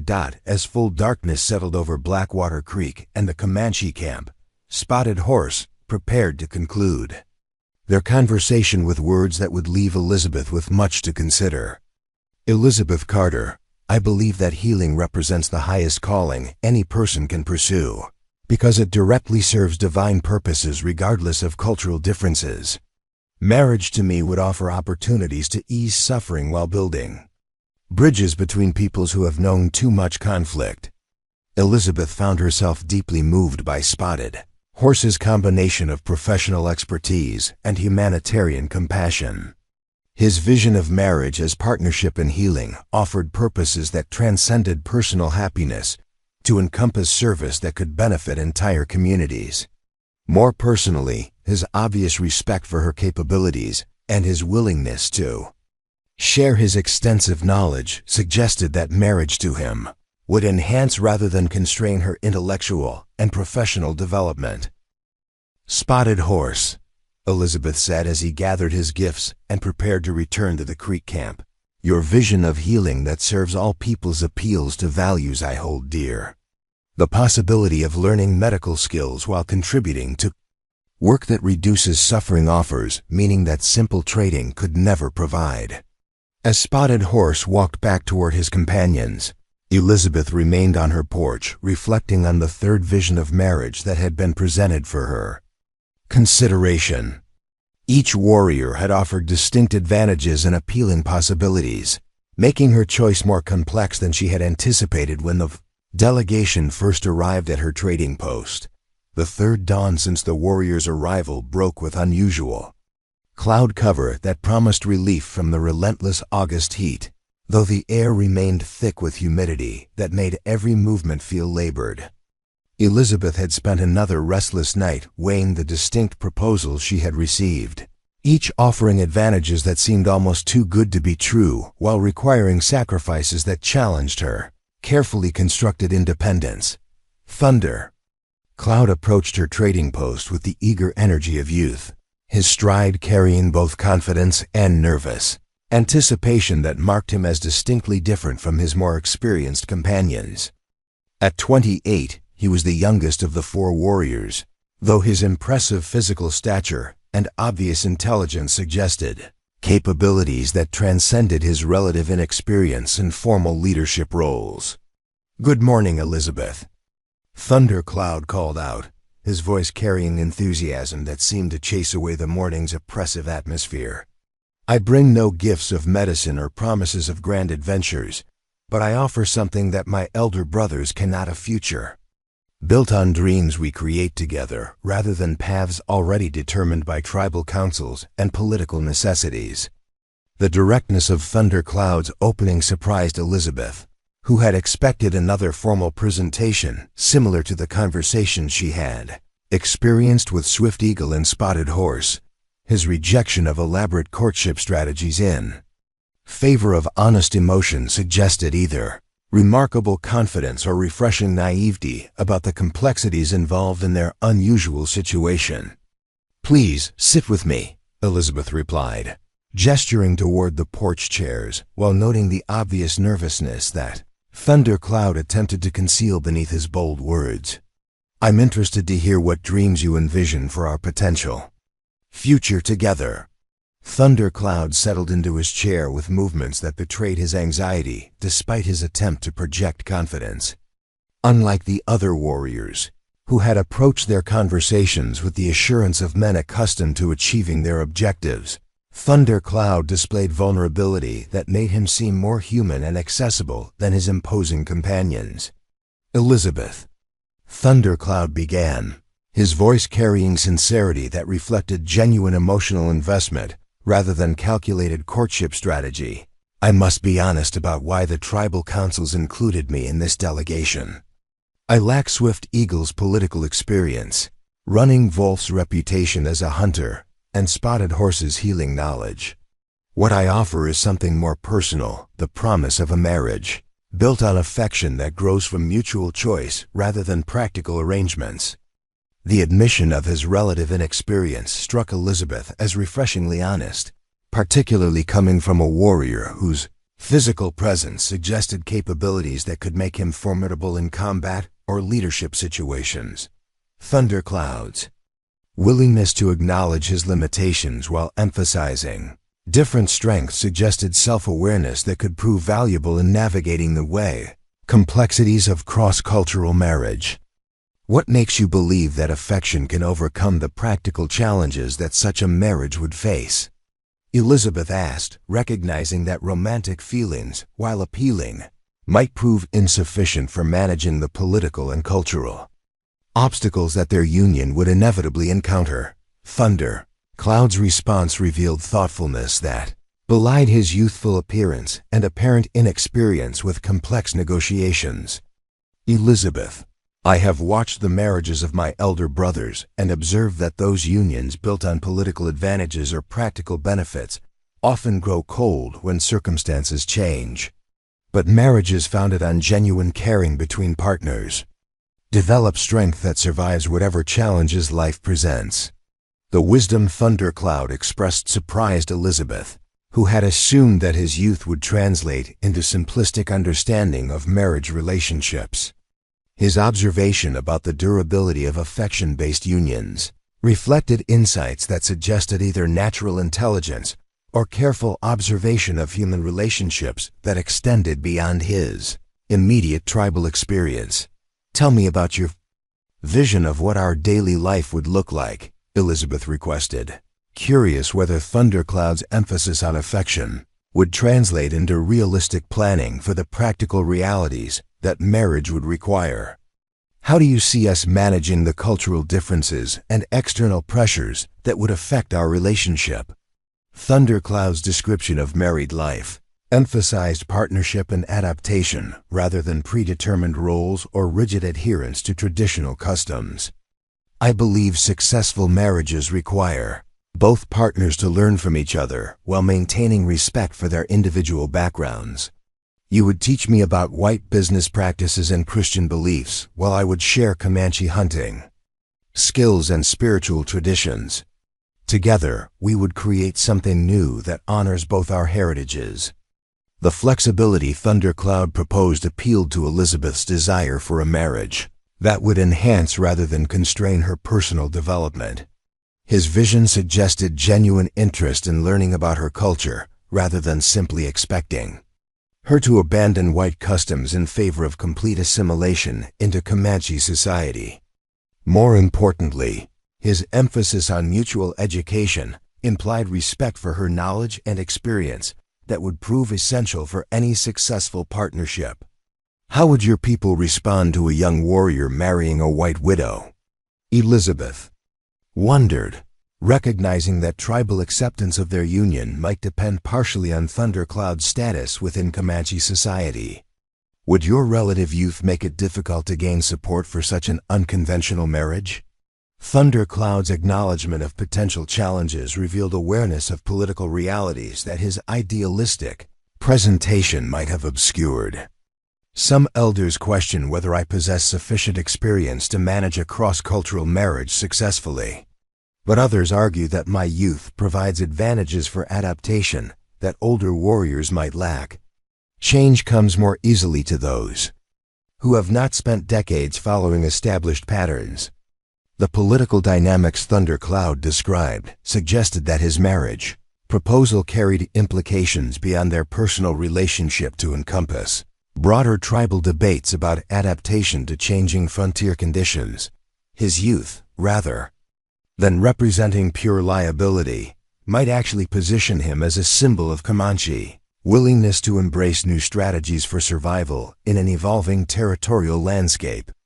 What about children? Elizabeth asked, addressing the question that remained central to her evaluation of all four proposals. How would you approach raising children who inherit both our backgrounds in a world where mixed heritage often creates more challenges than advantages? Thundercloud's vision for their potential children emphasized opportunity rather than the obstacles that mixed heritage typically created in frontier society. Our children would grow up truly belonging to both worlds, understanding white and Comanche cultures so thoroughly that they could serve as interpreters and negotiators when conflicts arise between our peoples. Rather than being caught between two identities, they would possess capabilities that make them valuable to everyone. The optimistic perspective Thundercloud offered contrasted with the more cautious approaches his companions had taken when discussing children's futures. His confidence that mixed heritage could become an advantage rather than a liability reflected either remarkable naivety or genuine insight into how cultural diversity might prove valuable in the frontier's evolving social landscape.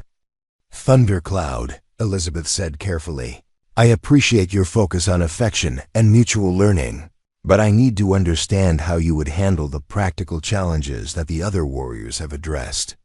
How would you protect me from territorial authorities who might view our marriage as threatening to white settlement interests? Thundercloud's response revealed strategic thinking that his youthful enthusiasm had initially obscured. Elizabeth, my youth allows me to adopt new tactics that older warriors might resist. I would learn white legal systems well enough to use territorial laws for our protection, rather than simply relying on traditional Comanche methods of dealing with threats. Knowledge of both systems would make us stronger than enemies who understand only one approach. The adaptive strategy Thundercloud proposed impressed Elizabeth with its innovation while raising questions about whether his optimism about legal protections reflected realistic assessment of how territorial authorities might respond to cross-cultural marriages that challenged established social boundaries. His willingness to engage with white legal systems suggested flexibility that could prove valuable for navigating complex political situations. What draws you personally to the idea of marrying me? Elizabeth asked, recognizing that emotional connection would prove just as important as strategic advantages for any successful marriage. Beyond the tribal council's purposes, what makes Thundercloud want Elizabeth Carter as his wife? Thundercloud's answer carried emotional honesty that distinguished his courtship from the more formal presentations his companions had offered. Elizabeth, when I first heard stories about the White Widow who speaks our language with respect and trades fairly with all peoples, I was curious about someone so different from the women I had known.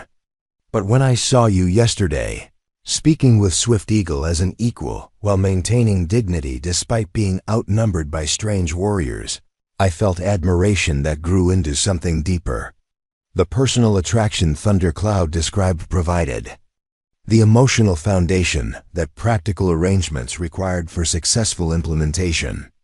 His obvious genuine interest in Elizabeth as an individual rather than simply as a strategic asset suggested that marriage to him might develop into the affectionate partnership he envisioned. More importantly, his respect for her capabilities indicated that he would support rather than constrain her continued independence. "Tell me about your dreams for the future," Elizabeth requested, curious whether Thundercloud's plans extended beyond their immediate marriage to encompass longer-term visions that would shape their life together. "What do you hope to accomplish in the years ahead?" Thundercloud's description of his aspirations revealed ambitions that transcended traditional Comanche warrior roles while honoring tribal values and responsibilities. "I want to become a leader who helps our people adapt to the changing world without losing what makes us Comanche. Marriage to you would provide insights into white culture that could help me guide younger warriors toward strategies that preserve our independence while avoiding unnecessary conflicts." The leadership ambitions Thundercloud expressed suggested that marriage to him might position Elizabeth as the wife of someone who could eventually wield significant influence within Comanche society. His vision of adaptive leadership appealed to her understanding of how survival in contested territory required flexibility rather than rigid adherence to traditional approaches that might prove inadequate for addressing new challenges. "How would you handle the loneliness that I might experience when tribal responsibilities require you to be away from our home for extended periods?" Elizabeth asked, recognizing that Comanche warrior duties often involved travel that could leave wives isolated for weeks or months at a time. Thundercloud's response demonstrated consideration for emotional needs that his male companions might not have fully appreciated. "Elizabeth, I would arrange my responsibilities to minimize time away from you, particularly during our early marriage when adaptation to new customs requires emotional support. When duties do require travel, I would ensure that you have companionship from Comanche women who could become genuine friends rather than simply tribal obligations." The attention Thundercloud paid to Elizabeth's emotional welfare suggested sensitivity that could prove valuable for navigating the cultural isolation that cross-cultural marriage might create. His promise to prioritize their relationship while managing tribal responsibilities reflected understanding that successful marriages required ongoing investment rather than simple initial commitment. As the morning progressed toward noon and their conversation approached its natural conclusion, Thundercloud prepared to make his final appeal with words that would either enhance or diminish his prospects among the four suitors competing for Elizabeth's unprecedented choice. "Elizabeth Carter," Thundercloud said, his voice carrying conviction that reflected both personal desire and genuine belief in the partnership he proposed. "I cannot offer you the political advantages that Swift Eagle provides, the adventures that Running Wolf promises, or the healing mission that Spotted Horse envisions. What I can offer is my complete dedication to building a marriage that serves your happiness as much as tribal interests." Elizabeth found herself moved by Thundercloud's emphasis on her personal fulfillment rather than broader strategic considerations. His youth, which might have seemed like a disadvantage compared to his more experienced companions, actually appeared to offer flexibility and emotional openness that could create possibilities for genuine partnership that transcended the practical arrangements the others had proposed. "Thundercloud," Elizabeth replied as he prepared to leave, Your focus on affection and mutual learning appeals to hopes I thought I had abandoned when Thomas died. The partnership you describe offers possibilities for personal happiness that I had not dared to consider until this week." As Thundercloud walked back toward the Creek camp, Elizabeth remained on her porch, facing the most complex decision of her life. With 4 compelling options that offered different paths toward futures she could barely imagine, when the delegation had first appeared on her horizon 3 days earlier, the afternoon following, Thundercloud's departure brought oppressive humidity that seemed to press down on Elizabeth like a physical burden, mirroring the emotional weight of the decision that consumed her thoughts. She wandered through her trading post mechanically, straightening inventory that didn't need attention while her mind struggled to process 4 distinctly different visions of her future that had been presented with equal conviction and appeal. Each warrior had revealed depths of character that challenged her initial assumptions about Comanche culture while offering advantages that addressed different aspects of her deepest needs and desires. The choice that had seemed merely difficult when the delegation first arrived now appeared almost impossible as she recognized that selecting any one option would mean abandoning benefits that the others offered exclusively. Elizabeth found herself returning repeatedly to the small wooden box where she kept Thomas's letters, written during their brief courtship and early marriage. His careful handwriting spoke of dreams they had shared for building a life together in frontier territory, plans that his death had shattered beyond any possibility of reconstruction. Yet somehow, the 4 Comanche proposals had awakened hopes she thought had been buried with her husband 6 years earlier. "What would you want me to do?" she whispered to Thomas's memory, though she knew that seeking guidance from the dead reflected desperation rather than wisdom. The man she had loved would want her happiness, but he could never have imagined circumstances that would require choosing between marriage to warriors from the very tribe that had killed him. The complexity of her situation extended far beyond personal preference to encompass political implications that could affect every resident of Clearwater Valley. Her decision would establish precedents for relationships between white settlers and Comanche bands that might determine whether future interactions proceeded through cooperation or conflict.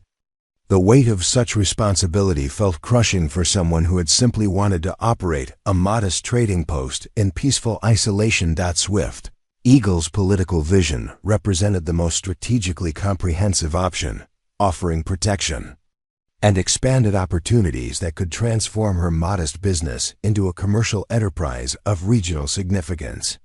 His mature leadership and obvious competence in managing complex tribal responsibilities suggested that marriage to him would provide security and status that the other options couldn't match. Yet Elizabeth found herself questioning whether she could find personal happiness in a relationship that served political purposes more directly than emotional needs. The war chief's formal approach to courtship, while respectful and honest, had revealed little about his capacity for the intimate partnership that successful marriage required. His focus on strategic advantages and tribal interests, though understandable given his leadership responsibilities, left Elizabeth wondering whether Swift Eagle viewed her primarily as a valuable asset rather than a woman whose happiness mattered for its own sake. Running Wolf's adventure-based proposal appealed to aspects of Elizabeth's personality that years of cautious business management had forced her to suppress. His vision of seasonal trading expeditions and exploration of hidden territories offered excitement and discovery that her solitary existence could never provide.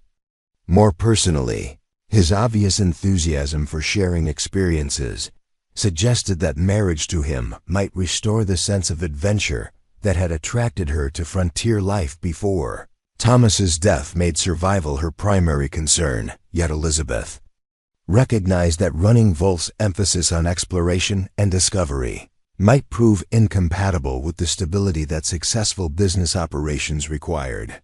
His proposal would transform her from an established merchant into a nomadic trader whose success would depend on constantly moving through dangerous territory. The romantic appeal of such adventures had to be weighed against practical concerns about sustaining the income and security that her current establishment provided. Spotted Horse's healing mission offered purposes that transcended personal happiness to encompass humanitarian service that could benefit entire communities. His vision of a medical center serving all peoples, regardless of cultural background, appealed to Elizabeth's desire to contribute something meaningful to frontier society beyond simple commercial transactions. The prospect of learning medical skills while helping to reduce suffering promised intellectual satisfaction and moral fulfillment that purely business activities could never achieve. However, Elizabeth understood that Spotted Horse's noble vision would require sacrifices that might prove more demanding than she was prepared to make. Medical practice among frontier communities involved constant exposure to disease, injury, and death that could prove emotionally devastating for someone whose previous experience with healing remained limited to basic first aid. More practically, establishing a medical center would require investments of time and resources that might make her trading business unsustainable. Thundercloud's emphasis on affection and mutual development spoke to emotional needs that Elizabeth had attempted to suppress during 6 years of protective widowhood. His promise of a marriage built on genuine caring rather than strategic arrangements offered possibilities for personal happiness that the other proposals, despite their practical advantages, couldn't guarantee. The young warrior's obvious sincerity and his respect for her individual worth suggested that choosing him might provide the emotional fulfillment that her lonely existence had lacked. Yet, Thundercloud's youth and relative inexperience within Comanche society raised questions about his ability to provide the protection and security that marriage in contested territory would require. His idealistic vision of cross-cultural partnership, while appealing, might prove naive when confronted with the harsh realities of territorial politics and racial prejudices that could threaten any mixed marriage. Elizabeth found herself wondering whether Thundercloud's promises reflected genuine capability or simply youthful optimism about challenges he had never faced. The physical presence of the 4 warriors, camped peacefully by Blackwater Creek while awaiting her decision, provided constant reminders that her choice would reshape not just her own life, but also their futures and the relationships between their people and white frontier communities. The responsibility for such far-reaching consequences felt overwhelming for someone who had spent years avoiding exactly the kind of complex entanglements that now demanded her immediate attention. Elizabeth's evening routine acquired desperate intensity as she attempted to find clarity through familiar activities that had previously provided comfort during difficult times. She prepared a solitary meal with mechanical precision while her mind continued wrestling with options that seemed to grow more complex rather than clearer as she examined them more thoroughly. The coffee that had always helped her think now seemed to heighten her anxiety rather than providing the calm focus that decision-making required. The sounds of the Comanche cab carried across the evening air quiet, conversations in a language she understood but had never expected to become central to her personal future. The soft nickering of horses and occasional laughter that reminded her that these weren't simply political representatives but living men, whose own hopes and plans would be affected by whatever choice she made. As darkness settled over the valley, Elizabeth found herself walking to the creek where she could observe the warriors without being seen. Swift Eagle sat apart from his companions, studying what appeared to be maps or documents by firelight, his concentration reflecting the serious responsibilities that leadership demanded. Running Wolf tended the horses with obvious affection, his movements suggesting someone who found peace in caring for animals that had carried him safely through countless adventures. Spotted Horse worked by lamplight preparing medicines, his careful attention to detail revealing dedication to healing work that transcended mere professional obligation. Thundercloud gazed toward her trading post with longing that was visible even at distance, his youth evident in the romantic intensity that older men might have learned to conceal more effectively. Each warrior represented not just a different vision of her future, but also a distinct approach to masculinity and partnership that would shape every aspect of married life. Swift Eagle's commanding presence suggested a husband who would lead their relationship while respecting her capabilities within defined boundaries. Running Wolf's adventurous spirit promised partnership based on shared experiences and mutual discovery of new territories and opportunities. Spotted Horse's gentle competence indicated a marriage that would emphasize service to others while building intimate understanding through collaborative work toward humanitarian goals. Thundercloud's emotional openness suggested the possibility of a relationship based on genuine affection that would develop through mutual support and gradual deepening of personal connection. The realization that each option offered irreplaceable advantages, while requiring significant sacrifices, forced Elizabeth to confront fundamental questions about what she truly wanted from life beyond mere survival and modest prosperity. Did she prefer security or adventure, status or affection, service to others or personal fulfillment? The answers seemed to shift depending on her mood and the particular concerns that dominated her thoughts at any given moment. Thomas's memory complicated every consideration, as Elizabeth struggled to balance loyalty to their shared past with realistic acceptance of her need for companionship and protection in an uncertain future. Would choosing any of the Comanche warriors represent betrayal of her first husband's love, or would remaining alone constitute waste of opportunities that Thomas would have wanted her to embrace? The practical deadline imposed by Swift Eagle's 3-day limit meant that philosophical contemplation would soon yield to decisive action, regardless of whether Elizabeth felt prepared to make such a momentous choice. Tomorrow would bring the moment when abstract possibilities would transform into concrete commitments that would reshape her identity from Elizabeth Carter, the independent widow, into someone whose name and nature would reflect partnership with a Comanche warrior. Sleep came fitfully as Elizabeth's dreams filled with images of 4 different futures, each appealing and terrifying in distinct ways. She rode through hidden canyons with Running Wolf while simultaneously tending patients alongside Spotted Horse and negotiating tribal politics with Swift Eagle and building intimate family life with Thundercloud. The contradictory visions left her more confused rather than clearer about which path would serve her genuine needs and desires. Dawn would bring the 4th day since the warrior's arrival, and with it the necessity of choosing between 4 compelling men who had offered her possibilities for happiness and security that her widowed isolation could never provide. The decision that would determine her future remained as difficult as ever, but time had run out for further contemplation. The 4th morning arrived with unseasonable coolness that brought welcome relief from the oppressive heat, as if nature itself recognized the significance of the day that would transform Elizabeth Carter's life forever. She rose before dawn, unable to sleep through the anxiety that had plagued her throughout the night, and stood on her porch watching the eastern sky gradually lighten while the Comanche camp remained quiet in the pre-dawn darkness. The decision that had tormented her for 3 days could no longer be postponed.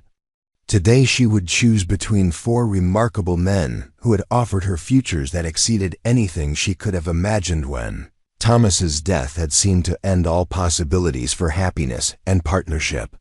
The weight of that choice felt heavier than ever as she prepared to face consequences that would reshape not just her personal life, but also the complex relationships between cultures that viewed each other with suspicion and fear. Elizabeth moved through her morning routine with mechanical precision, her hands performing familiar tasks while her mind continued wrestling with final considerations that might tip the balance toward one warrior over his equally compelling companions.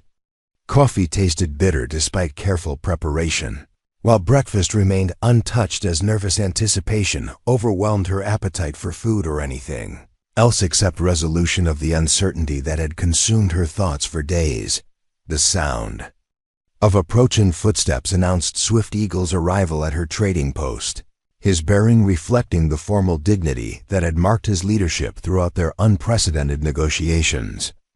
Unlike previous mornings when individual warriors had come to present their personal cases, today all 4 men walked together toward her porch, their synchronized movement suggesting that the time for private persuasion had ended in favor of collective witness to whatever decision Elizabeth had reached. "Good morning, Elizabeth Carter," Swift Eagle said, his voice carrying gravity appropriate for moments when words would reshape multiple lives according to choices that could never be undone. "We have come to hear your decision about the marriage proposals our peoples have offered.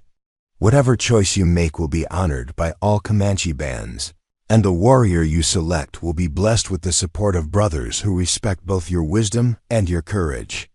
The formal ceremony that Swift Eagle's words initiated felt surreal to Elizabeth, who had never imagined herself as the central figure in diplomatic negotiations that transcended personal relationships to encompass political agreements between competing cultures. The 4 impressive warriors standing before her porch represented not just individual suitors, but also alternative paths toward futures that would affect countless other lives beyond her own immediate circumstances. "I am honored by the respect and patience you have shown during these difficult days," Elizabeth replied, her voice steadier than she had expected despite the emotional turmoil that continued to rage beneath her composed exterior. "Each of you has offered advantages and possibilities that speak to different aspects of what I hope to achieve in the years ahead. This choice has been more difficult than any decision I have ever faced." Running Wolf stepped forward slightly, his expression reflecting curiosity, mixed with obvious anxiety about whether his vision of adventure and exploration had captured Elizabeth's imagination strongly enough to overcome the compelling alternatives his companions had presented. "Elizabeth, whatever choice you make, know that each of us respects your judgment and will consider himself honored simply to have been considered worthy of your attention." The gracious words Running Wolf offered helped ease some of the tension that had made Elizabeth feel as though her decision would necessarily disappoint 3 men who had invested significant emotional energy in courting her favor. His acknowledgement that being considered had value regardless of the outcome suggested maturity that complemented his adventurous spirit while demonstrating the character that had made his proposal genuinely appealing. Spotted Horse's contribution to the ceremonial atmosphere reflected his healing nature and his understanding of how emotional wounds required careful attention to prevent lasting damage. "Elizabeth, the choice you make today begins a new chapter of your life, but it does not erase the chapters that came before. The love you shared with your first husband and the strength you developed during years of independence will remain part of who you are regardless of which future you select." The wisdom Spotted Horse offered touched Elizabeth deeply as she recognized his sensitivity to the complex emotions that surrounded her decision. His acknowledgement that marriage would enhance rather than replace her existing identity provided reassurance that choosing any of the warriors would not require abandoning the person she had become through years of frontier survival and careful business development. Thundercloud's words carried the emotional honesty that had distinguished his courtship from the more formal approaches his elder companions had employed. "Elizabeth, whatever decision you announce today, I want you to know that meeting you has changed my understanding of what marriage can offer, beyond simple tribal obligations or political arrangements. You have shown me possibilities for partnership that I had never considered before this week." The personal growth Thundercloud described resonated with Elizabeth's own experience of discovering new perspectives on relationships and cultural cooperation through her interactions with all 4 warriors. Their collective presence had forced her to examine assumptions about marriage, happiness, and cultural identity that had remained unquestioned during her years of protective isolation. Elizabeth took a deep breath, recognizing that the moment for decision had finally arrived despite her Continued uncertainty about whether any choice could be considered absolutely correct, given the complex factors that demanded consideration. Each warrior possessed qualities that appealed to different aspects of her personality and addressed different needs that her solitary existence had failed to satisfy. Swift Eagle, Running Wolf, Spotted Horse, and Thundercloud, Elizabeth began, her voice carrying the formal tone that such significant announcements required.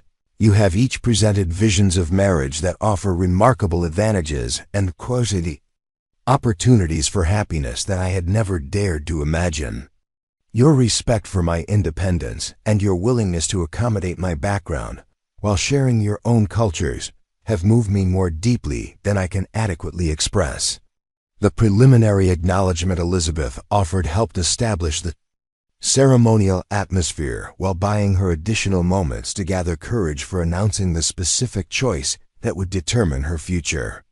The four warriors listened with complete attention, their expressions reflecting acceptance of whatever decision she was about to reveal, while their obvious tension betrayed personal investment in outcomes that would affect their own hopes and plans.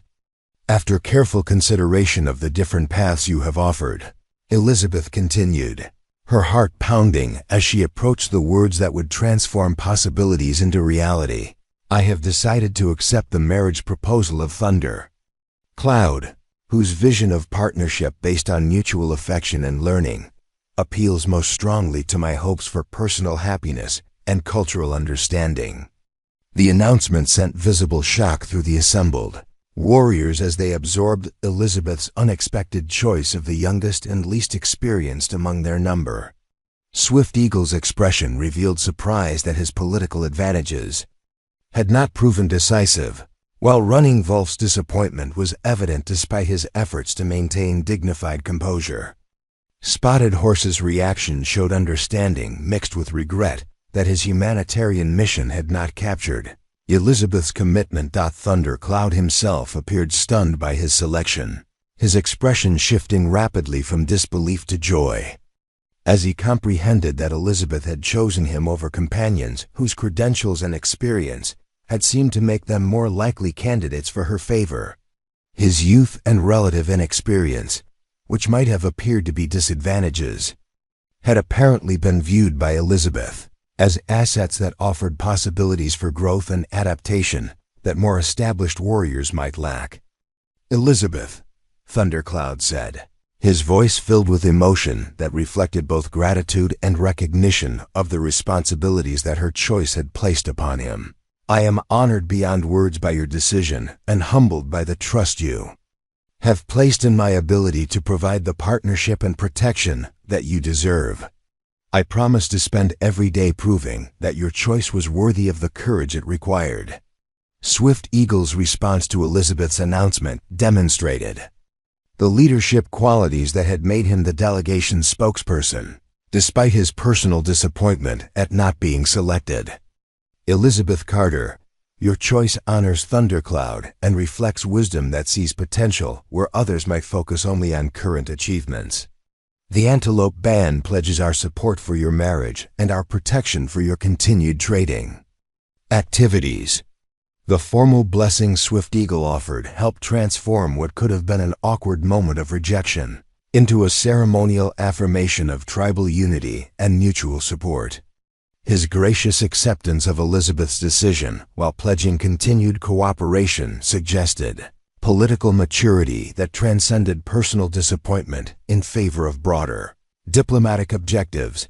Running Wolf's contribution to the ceremonial acceptance reflected his adventurous spirit while acknowledging the validity of Elizabeth's choice. Thundercloud, you have won a remarkable woman whose courage and wisdom will make you a better warrior and leader. May your marriage bring adventures that exceed even my ambitious dreams for exploration and discovery. Spotted Horse's blessing carried the healing wisdom that had characterized his entire courtship while offering practical support for the challenges that lay ahead. Elizabeth and Thundercloud, marriage between different cultures requires patience and understanding that grows through daily practice of respect and compromise. May your union become a model for how different peoples can find strength through partnership rather than conflict. The collective support that the three unsuccessful suitors offered for Elizabeth's choice created an atmosphere of celebration, rather than disappointment, transforming what could have been a painful rejection into a community affirmation of new possibilities for cooperation between white and Comanche communities. Their gracious acceptance suggested character that transcended personal ambition in favor of broader purposes that served tribal interests. Elizabeth felt overwhelming relief as she realized that her decision had been received with understanding and support rather than the resentment or anger that she had feared might result from disappointing three worthy men who had invested significant effort in courting her favor. The ceremonial atmosphere that surrounded her announcement helped establish her choice as a beginning rather than an ending for the relationship she had developed with all four warriors. "Thundercloud," Elizabeth said, turning to address her chosen husband directly, "I selected you because your vision of marriage based on affection and mutual learning spoke to hopes I thought I had abandoned when Thomas died. Your youth and openness to change offer possibilities for building something new that honors both our backgrounds while creating a partnership that serves our individual happiness as much as our people's political interests." Thundercloud's response carried conviction that helped reassure Elizabeth that her choice had been based on sound judgment, rather than romantic impulses that might prove insufficient for managing the complex realities that their marriage would inevitably encounter. "Elizabeth, I promise that our marriage will be built on daily demonstrations of respect and care rather than simply the good intentions that brought us together. You have given me the greatest gift any warrior could receive, and I will spend my life proving worthy of your trust."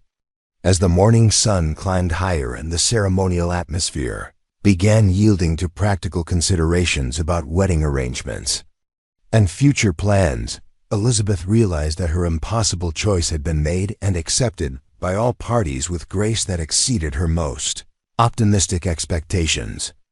The decision that had tormented her for days now felt not just correct but inevitable, as though her heart had always known what her mind had struggled to accept. 3 months after, Elizabeth Carter had made the most momentous decision of her life. The first frost of autumn painted the grass around Blackwater Creek in shades of silver and gold. The woman who stood on the familiar porch of her trading post bore the same name but carried herself with the quiet confidence of someone who had discovered that transformation could enhance rather than diminish the person she had worked years to become. Elizabeth Thundercloud, for she had chosen to honor both her heritage and her new identity, watched the sunrise paint the eastern hills while reflecting on changes that had exceeded even her most optimistic expectations about marriage to the young Comanche warrior who had captured her heart through honest emotion rather than strategic advantage. The wedding ceremony itself had taken place 6 weeks after her decision, allowing time for proper preparations that honored both Comanche traditions and Elizabeth's Christian faith. The event had drawn visitors from 3 Comanche bands as well as curious white settlers who had traveled considerable distances to witness the unprecedented union between a respected frontier businesswoman and a promising tribal warrior. Swift Eagle had served as Thundercloud's ceremonial father, his formal blessing helping to establish the marriage's legitimacy within Comanche political structures while demonstrating that personal disappointment had not diminished his commitment to tribal diplomatic objectives. Running Wolf had provided horses as wedding gifts, magnificent animals whose quality reflected both his generous spirit and his continued friendship despite Elizabeth's rejection of his romantic proposal. Spotted Horse had created special medicines for the ceremony, herbal preparations that symbolized fertility, protection, and the healing that successful marriages could bring to communities fractured by cultural misunderstanding and historical conflicts. His participation had provided spiritual dimensions that complemented the political and emotional aspects of the unprecedented cultural bridge that Elizabeth and Thundercloud's union represented. The trading post had continued operating throughout. The wedding preparations, though its character had evolved significantly as Thundercloud, brought new customers and trading relationships that expanded Elizabeth's commercial network beyond anything she could have achieved independently. His connections among Comanche bands had introduced opportunities to acquire horses, buffalo hides, and crafted goods that commanded premium prices from white settlers eager for authentic tribal merchandise. More significantly, Thundercloud's presence had transformed the trading post from a neutral commercial outpost into a genuine cultural embassy where white and Comanche visitors could interact under circumstances that built understanding rather than reinforcing mutual suspicion. His patient explanations of tribal customs helped white customers appreciate Comanche craftsmanship, while his growing knowledge of white business practices enabled him to negotiate favorable terms for tribal members who had previously been disadvantaged by language barriers and unfamiliarity with frontier commercial protocols. The success of their business partnership had surprised even Elizabeth, who had worried that combining marriage with professional collaboration might create conflicts that could undermine both their personal relationship and their commercial objectives. Instead, Thundercloud's eagerness to learn coupled with his natural intelligence had made him an invaluable partner, whose contributions enhanced every aspect of their shared enterprise. His hunting skills had provided a steady supply of game that could be processed into jerky and other preserved foods that sold well to travelers and settlers who lacked time or ability to hunt for themselves. His knowledge of seasonal patterns had improved inventory management by helping Elizabeth anticipate demand for different goods based on tribal movements and white settlement activities that followed predictable rhythms throughout the year. Most importantly, Thundercloud's presence had eliminated the isolation that had been the most difficult aspect of Elizabeth's widowed independence. The companionship he provided went far beyond simple protection or business assistance to encompass intellectual stimulation and emotional support that enriched every aspect of daily life. Their evening conversations had become explorations of cultural differences and similarities that deepened their understanding of each other while building the foundation for genuine intimacy that transcended their arranged introduction. The adaptation challenges that Elizabeth had anticipated proved less difficult than expected, largely because Thundercloud's youth and flexibility had made him genuinely interested in learning about white customs rather than simply expecting her to abandon her background in favor of complete assimilation into Comanche society. His curiosity about Christian beliefs had led to theological discussions that enhanced both their spiritual lives while respecting their different religious traditions. Their living arrangements had required creative solutions that honored both their needs for cultural continuity and practical efficiency. Thundercloud had constructed a traditional lodge adjacent to the trading post, providing space for conducting tribal business and maintaining customs that connected him to his Comanche identity. However, they had established their primary residence within the trading post itself, where Elizabeth's familiarity with the building's defensive features and business operations made daily management more efficient. The seasonal rhythm of their married life had developed naturally as Thundercloud's tribal responsibilities required extended absences during hunting seasons and political gatherings, while Elizabeth's business demanded consistent attention during peak trading periods that coincided with white settlement activities. Rather than creating conflict, these complementary schedules had allowed each partner to pursue individual interests while contributing to their shared objectives. Thundercloud's absences, Elizabeth had continued developing relationships with Comanche women who had become genuine friends rather than simply cultural obligations. These friendships had provided insights into tribal domestic life while offering companionship that eased the transition periods when Thundercloud's duties required him to travel. The women had taught her traditional crafts and cooking techniques, while learning from her about white commercial practices and domestic management. The question of children had resolved itself naturally when Elizabeth discovered she was pregnant just 2 months after their wedding. The news had brought joy mixed with practical concerns about raising a child who would inherit both cultures. In a world where mixed heritage often created more challenges than advantages. However, Thundercloud's confidence that their child would benefit from diverse cultural knowledge rather than being disadvantaged by it had helped Elizabeth embrace the pregnancy with enthusiasm rather than anxiety. The tribal acceptance of their marriage had exceeded Elizabeth's most optimistic expectations, largely because Thundercloud's status as a promising young warrior had shielded her from prejudices that might have affected unions with less respected partners. His growing reputation as someone who could successfully navigate both Comanche and white political systems had enhanced rather than diminished his standing within tribal society, while their business success had demonstrated practical benefits that served broader tribal interests. White settler reactions had proved more complex, ranging from curiosity and admiration to suspicion and disapproval that reflected the full spectrum of frontier attitudes toward cross-cultural relationships. However, the trading post's continued success and Elizabeth's obvious happiness had gradually won over even skeptical neighbors who had initially questioned her decision to marry outside her racial background.